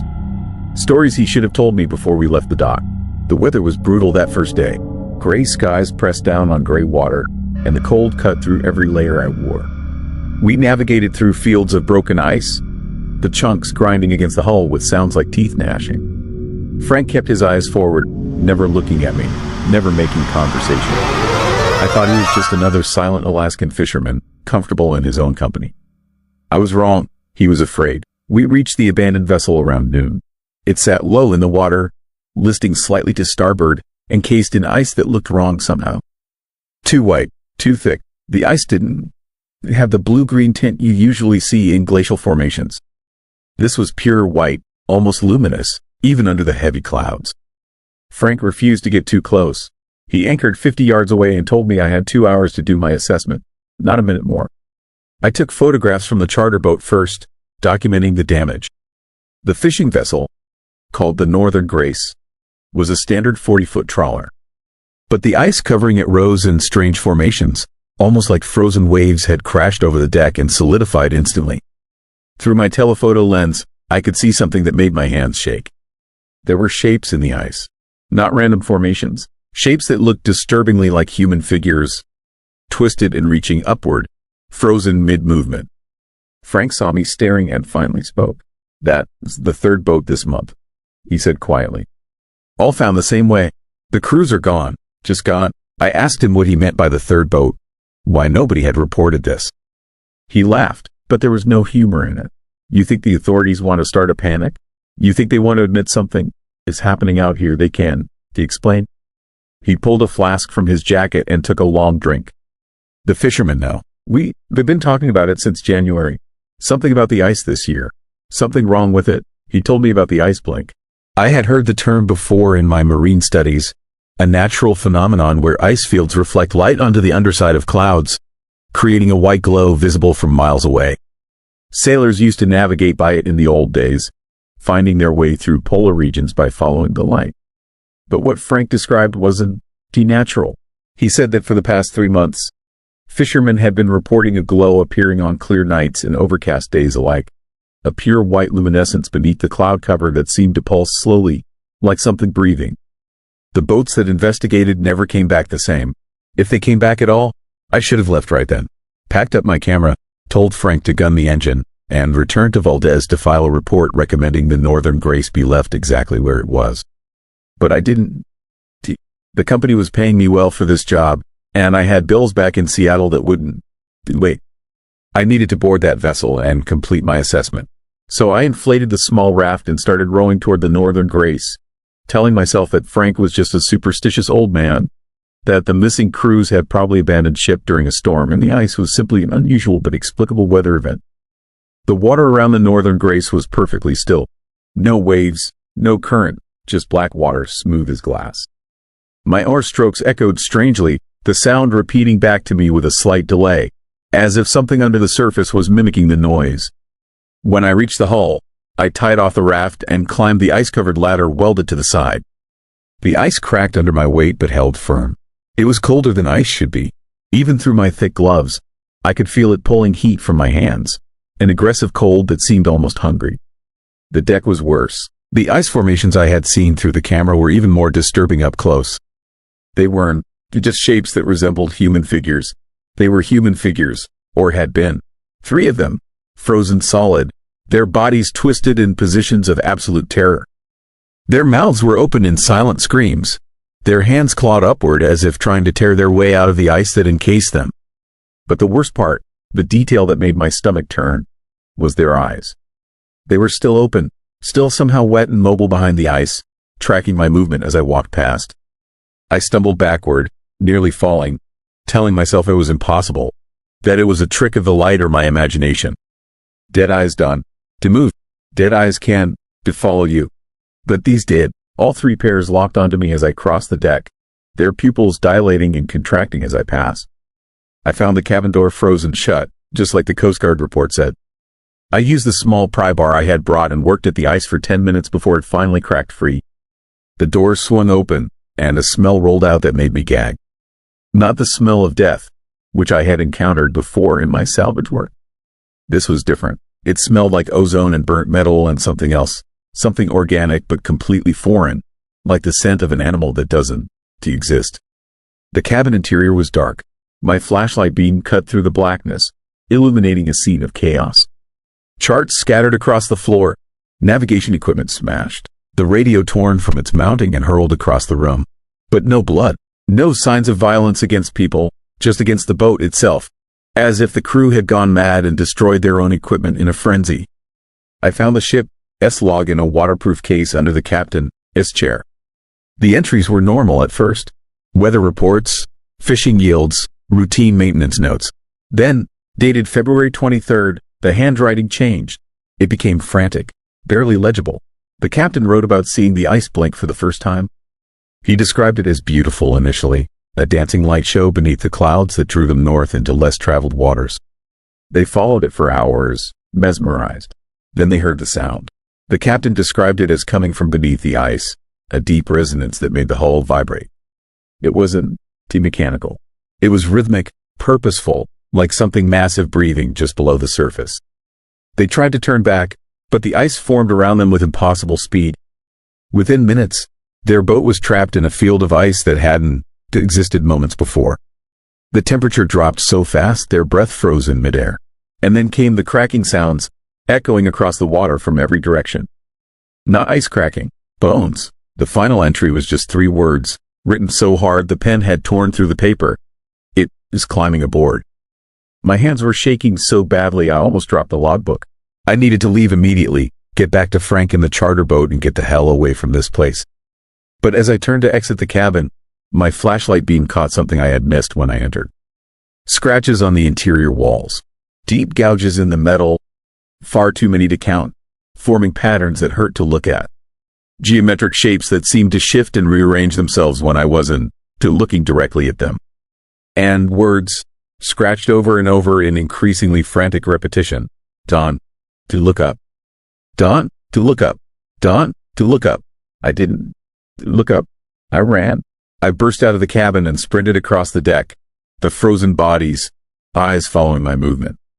I reached the ladder and practically threw myself down it, landing hard in the raft. My hands fumbled with the rope as I untied it, and that is when I heard Frank screaming from the charter boat. He wasn't screaming words, just raw sound, pure terror. I looked up and saw him pointing at the sky behind me, his face completely white. Every instinct told me not to turn around, to just row as fast as I could toward the charter boat. But I turned anyway. The clouds above the northern grace were glowing, not reflecting light, but generating it, a pure white luminescence that pulsed slowly, rhythmically, like something breathing. And as I watched, the light began to intensify, growing brighter and brighter until I had to shield my eyes. The temperature dropped so fast I could feel my tears freezing on my cheeks. The water around me began to crystallize, ice forming in perfect geometric patterns that spread outward from the northern grace in all directions. I rowed, harder than I ever rowed in my life. My shoulders screamed and my lungs burned, but I didn't stop. Behind me, I could hear new sounds now, not just the cracking that the captain had described. This was worse. It sounded like voices, hundreds of them, speaking in unison but in no language I recognized. The words, if they were words, seemed to bypass my ears entirely and resonate directly in my skull. Frank had the engine running. He didn't wait for me to climb aboard properly. The moment I grabbed the ladder, he gunned it, and I had to haul myself up while the boat was already moving. I collapsed on the deck, gasping and watched as the ice spread behind us with terrifying speed. It wasn't just forming on the water's surface. It was building upward, creating walls and towers and structures that defied physics. We barely outran it. The ice stopped spreading maybe 100 yards behind us, the edge of it forming a perfect line across the water as if held back by an invisible barrier. Frank didn't slow down until we were miles away, and even then he kept looking back over his shoulder, his face gray with fear. He told me the rest of the story on the way back to Valdez. The ice blink had first appeared in early January. The fishermen who saw it and didn't investigate reported that it seemed to be searching, the glow moving across the water in sweeping patterns. Those who did investigate either disappeared or came back changed. They couldn't describe what they had seen, their minds seemingly unable to process the information. They just stared at nothing and whispered about breathing ice and voices from below. 3 of them had walked into the ocean and never resurfaced. The Coast Guard knew something was wrong but couldn't acknowledge it officially. How do you file a report about impossible ice formations and lights that shouldn't exist? They quietly discouraged fishing in certain areas, but the local economy depended on these waters. People had to work, so they worked and they disappeared, and the official reports listed them as lost at sea, victims of Alaska's harsh and unpredictable conditions. Frank said the phenomenon was getting worse. The ice blink appeared more frequently now, staying visible for longer periods. The affected area was expanding. He believed, though he had no proof, that something was waking up beneath the ice. Something that had been sleeping for a very long time and was now reaching upward, testing its boundaries, learning about the world above. I filed my report when I got back to Valdez. I recommended the Northern Grace be destroyed where it sat, preferably with thermite charges, and that the area be marked as permanently off limits. I attached the ship as log in my photographs. The company never responded. When I followed up a week later, I was told the project had been canceled and I would receive full payment regardless. They asked me not to discuss the assignment with anyone. Not a legal demand, just a request. But the tone made it clear that my career would benefit from my silence. I kept silent. What good would it do to speak up? Who would believe me? I had no proof beyond photographs that could be explained away and a logbook that could be dismissed as the ravings of men driven mad by isolation. So I took my money and went back to Seattle and tried to forget about Prince William Sound. But I can forget the eyes. Those frozen eyes that tracked my movement across the deck. I dream about them constantly. In my dreams, they were not asking for help. They were warning me, telling me that I saw something I shouldn't have, that I had been marked somehow by my proximity to whatever exists beneath that ice. 3 months after my trip to Alaska, I started noticing the cold. Even in the middle of summer, I feel it. A penetrating chill that no amount of heat can touch. My apartment thermostat is set to 85 degrees and I still wear 3 layers to bed. My doctor says I'm perfectly healthy, that my body temperature is normal. But I know better. The cold ISNT in my body, it is in my bones, deeper than that, in whatever part of me existed before I was born and will exist after I die. And sometimes, on overcast nights, I see a faint glow on the underside of the clouds. Just a flicker at first, easy to dismiss, but it is getting brighter, more frequent, moving south down the coast like something searching. I know it sounds insane, but I believe it's looking for me, confirming something. Maybe everyone who saw the ice blink carries this mark now. This cold that won to leave, this sense of being watched by something impossibly old and patient. I tried to contact Frank Mercer last month. I wanted to ask him if he felt it too, if he had the dreams, if he saw the glow moving closer. But his number was disconnected. I called the harbor master in Valdez to ask about him. There was a long pause on the line before the man answered. He said Frank's charter boat was found adrift in early May, encased in ice. Frank was gone. They were still looking, he said, but his voice made it clear they wouldn't find anything. I'm writing this down because I need someone to know what I saw. The official reports will say that the Northern Grace was lost in a storm, that her crew drowned, that there is nothing unusual about the ice formations in Prince William Sound. But that's a lie. Something is down there beneath the water and the ice. Something that breathes and reaches and pulls the heat from living things. The ice blink ISN to a reflection. It is a beacon, a lure, and whatever is creating it is learning, adapting, spreading.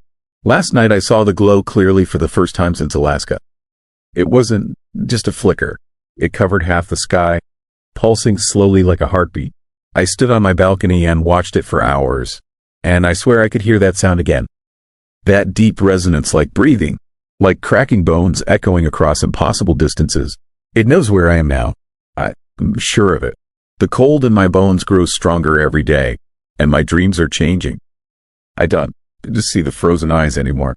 I see what they saw in those final moments. I see the ice rising from the water in defiance of gravity. I see shapes moving within it, vast and ancient, pressing against the boundary between their world and ours, testing it, waiting for it to thin. This morning I found frost on my bathroom mirror despite the heat in my apartment. When it melted, it left behind those same geometric patterns I saw scratched into the cabin walls. Patterns that hurt to look at directly. Patterns that rearrange themselves when I'm not paying attention. I know I should run, but where would I go? The cold follows me. The glow follows me. And deep down, in that frozen place where my bones ache, I understand the truth. I didn't just see the ice blink. I was seen by it, marked by it, and now it knows I exist, knows we all exist, knows that the barrier between its world and ours is thinner than we want to believe. The fishermen in Alaska are still disappearing. I check the news every day. The official reports mention rough seas and equipment failures. But I know better. The ice blink is spreading, moving south along the coast, reaching farther inland with each appearance.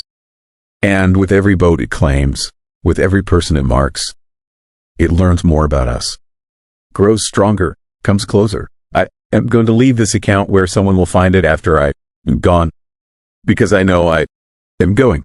The cold is unbearable now. My fingers are numb as I type these words. Outside my window, the clouds are glowing bright white even though it is 3 in the afternoon and the sun is shining. The glow is just for me now. The ice blink has found what it was searching for. If you, rereading this, stay away from Prince William Sound. Stay away from any strange lights beneath the clouds. And if you ever feel an impossible cold settling into your bones, if you ever hear the sound of cracking echoing across empty water, run. Run as far and as fast as you can, though I suspect it won't matter. Once they've been marked. Once they've been seen. The ice remembers. It always remembers. Story 10. Shadow climbers. The shadows on Mount Sanford were moving without bodies to cast them. I saw them on my 4th day climbing solo in June of 1986. I was 28 years old, working as a geological surveyor out of Anchorage, and I thought I knew the Wrangell Mountains better than most. I had climbed Sanford twice before, always with a partner, always by the standard route. But that summer I wanted to prove something to myself. I wanted to stand on that summit alone, to test my limits against one of Alaska's most remote peaks. That arrogance nearly cost me my sanity, and it did cost me something else. Something I'm still trying to understand 38 years later. The climb started normally enough. Clear weather, stable snow conditions. No signs of the storms that can roll in without warning and trap you for days. I established my base camp at 8,000 feet and spent 2 days acclimatizing, checking my equipment, studying the road ahead through binoculars. On the 3rd day, I pushed to 11,000 feet and set up my high camp on a broad glacier shelf. The view was spectacular. Endless white peaks stretching in every direction. The kind of pristine wilderness that makes you feel insignificant and alive at the same time. That night, I couldn't sleep. Not because of altitude or cold, but because of a sound that carried across the glacier. It was rhythmic, almost mechanical, like someone tapping ice with a metal tool. Tap, tap, tap, pause, tap, tap, tap. It went on for hours, always at the same intervals, always from the same direction. Upslope, toward the summit. I told myself it was ice contracting in the cold, a natural phenomenon, nothing to worry about. But some primitive part of my brain knew better. That sound was too regular, too purposeful. Something was making it deliberately. I started climbing at first light. The tapping had stopped, and I convinced myself I had imagined its sinister quality. The morning was perfect. With that crystalline air you only get at altitude where every breath feels sharp and clean. I made good progress up the glacier, following the ridge line, my crampons biting into the hard snow with satisfying crunches. I was feeling strong, confident, already imagining the summit photos I would take. Then I saw them. 3 figures climbing about 200 yards ahead of me. My first reaction was surprise. I hadn't seen any other climbers at base camp or on the approach. Sanford ISN, to exactly a popular peak. It's remote, technical, and the weather can turn deadly without warning. Most climbers stick to Denali or the easier Wrangell peaks. But there they were, 3 distinct silhouettes moving steadily upward in single file. I could see them clearly against the white snow, their dark shapes perfectly defined. Except something was wrong with their shadows. Even from that distance, I could tell the shadows were too long. Way too long. The sun was high and slightly behind me, which meant the shadows should have been short, maybe extending a few feet from each climber. But these shadows stretched across the glacier for 50 yards or more, like the sun was setting instead of climbing toward noon. And they moved strangely, not quite in sync with the figures casting them. There was a delay, just a fraction of a second, as if the shadows had to catch up to the bodies. I stopped and pulled out my binoculars. Through the lenses, the figures became clearer but more confusing. They wore old-style climbing gear, the kind from the 50s or 60s. Canvas packs, wooden ice axes, rope coiled across their backs. Their movements were mechanical, identical, like 3 copies of the same person executing the same motions on a time delay. Step, plant ice axe. Step, plant ice axe. Perfect repetition. And those shadows, those impossibly long shadows, rippled across the glacier surface like living things. I shouted up to them. My voice echoed across the empty peaks, but the figures didn't respond. Didn't turn around or acknowledge me in any way. They just kept climbing with that same mechanical precision. I felt a chill that had nothing to do with the altitude or temperature. Something about those climbers felt deeply wrong, but I couldn't articulate why. They were just 3 people climbing a mountain, except they weren't. Some instinct screamed at me to turn around, to descend immediately, to get away from this place. I didn't. Do you listen? I kept climbing, telling myself I was being irrational, that altitude was affecting my judgment. Maybe the figures were just a rescue team or researchers doing snow studies. Maybe the strange shadows were an optical illusion caused by the angle of the sun and the glacier, its surface. There had to be a logical explanation. There always was. It took me an hour to reach the spot where I had first seen them. They were gone, of course, continuing upward toward the summit. But their tracks were there in the snow, 3 parallel lines of boot prints and ice axe holes. I knelt down to examine them more closely, and my hands started shaking. The prints were wrong. They were too shallow, barely indenting the surface crust, as if made by something weighing almost nothing. And they were perfectly identical. Every boot print exactly the same size, exactly the same depth, exactly the same distance apart. No variation whatsoever. Humans done to move like that. We shift our weight, we adjust our stride, we leave irregular marks. These prints looked machine-made. Then I saw the shadows. Even though the figures were gone, their shadows remained, burned into the ice itself. 3 dark silhouettes stretching across the glacier, and I could swear they were still moving. Just slightly, just enough to notice if you stared long enough. The edges rippling like heat shimmer on asphalt. I reached out to touch one, and the cold that radiated from it made my hand ache instantly. This wasn't normal ice cold. This was something else, something that pulled heat from you aggressively, hungrily. I should have descended right then. Every rational thought told me to turn around and get off this mountain as fast as possible. But I was transfixed by those shadows. I pulled out my camera and took photographs, documenting what I was seeing, needing proof that I wasn't hallucinating. Through the viewfinder, the shadows looked even more wrong.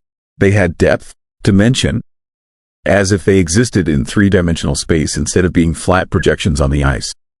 And in the center of each shadow, there was something else.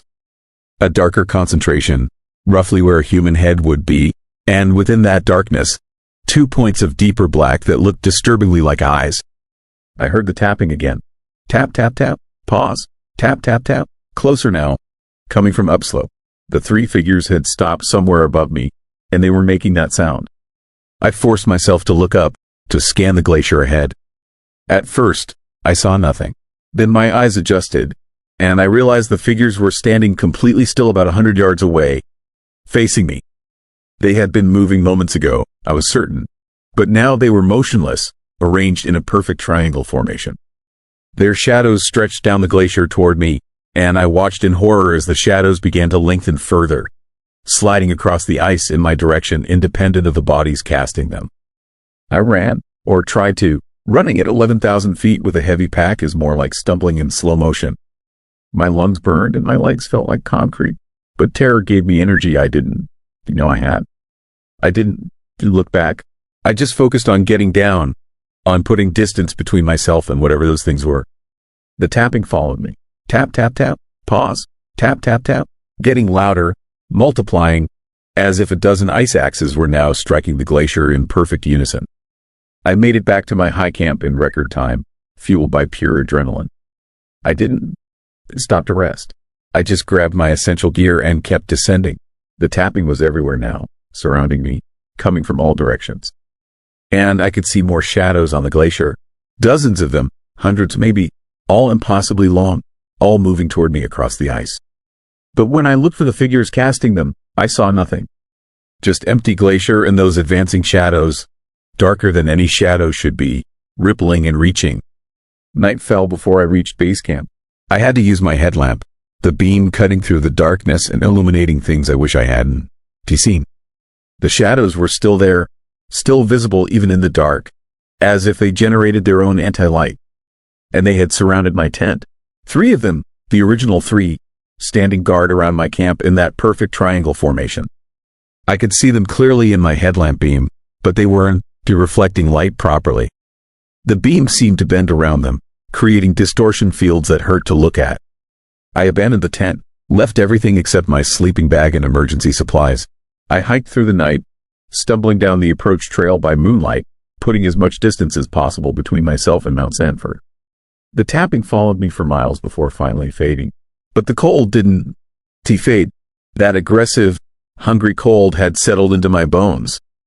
And 38 years later, it is still there. I reported what I saw to the park rangers when I reached civilization.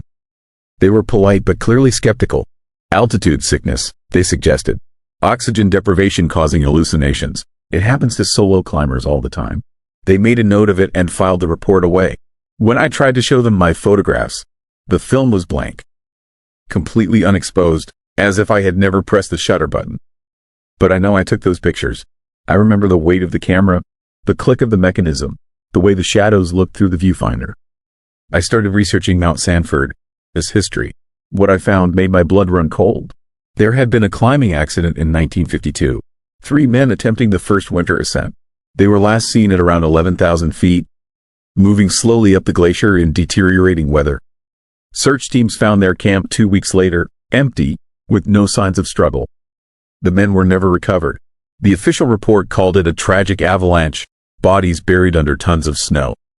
But some of the searchers had reported strange things, unusually long shadows on the glacier, a rhythmic tapping sound that seemed to follow them, dark shapes moving across the ice with no visible source. More accidents followed over the years, solo climbers mostly, vanishing without a trace on the upper mountain. Always in the same area, always leaving behind empty camps and unexposed film. The pattern was clear if you knew what to look for, but nobody wanted to acknowledge it. Mountains are dangerous. People die. That is the simple explanation, and it is easier to accept than the alternative. The alternative is that something exists on Mount Sanford, something that was there long before humans started climbing mountains, something that learned to mimic us. Not perfectly, not quite, but close enough to lure the curious and the confident. Those 3 climbers from 1952 didn't die in an avalanche. They became something else, something that lives in the boundary between light and dark, between body and shadow. And now they wait on that glacier, patient and eternal, casting shadows that move on their own and pulling heat from any living thing that comes too close. I never climbed again, couldn't bring myself to do it. The mountains I once loved became places of dread. But the worst part is the cold, that bone-deep cold that never leaves. It's gotten worse over the years, spreading through me like frost creeping across a window. Some mornings, I can see my breath indoors even with the heat running. My wife left me years ago, said living with me was like sleeping next to a corpse. She wasn't entirely wrong, and my shadow is wrong now too. I noticed it about 5 years after the climb. It's too long sometimes, stretching across the ground in defiance of where the sun actually is. And it moves on its own, just slightly, just enough to make me question my sanity. I caught it out of the corner of my eye, lagging behind when I turn, reaching toward things I'm not reaching toward. It It's like something else is wearing my shadow now. Something that followed me down from that mountain and has been slowly consuming me ever since. Last month, I drove past a climbing gear store and saw 3 people standing in the window display.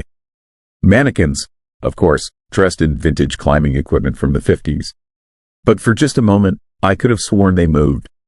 All 3 turning their heads in perfect unison to watch me pass. And their shadows on the display floor were far too long for the overhead lighting. I'm writing this because I need someone to know the truth about Mount Sanford. If you ever see climbers on that mountain moving with perfect mechanical precision, if you ever notice shadows that are too long or hear rhythmic tapping echoing across the glacier, turn around immediately. Dawn, to investigate. Dawn, to try to help. Just run, and dawn, to stop running until you reach far away from that cursed peak. Because those errant climbers, they reach something that wears the shape of climbers, something that exists in the spaces between light and dark. Something that wants nothing more than to pull you into those spaces and make you part of its eternal, frozen vigil. The mountain remembers everyone who climbs it, and some of them never really leave. Thank you for visiting to Midnight Whisper Stories. I am the creator of this channel, where every dark story is designed to help you escape the noise of the day and immerse yourself in words that spark your imagination. I write every script, design every image, hear voice actors to bring my stories to life, and edit everything myself. So sit back, relax, and let the whispers of the night guide you.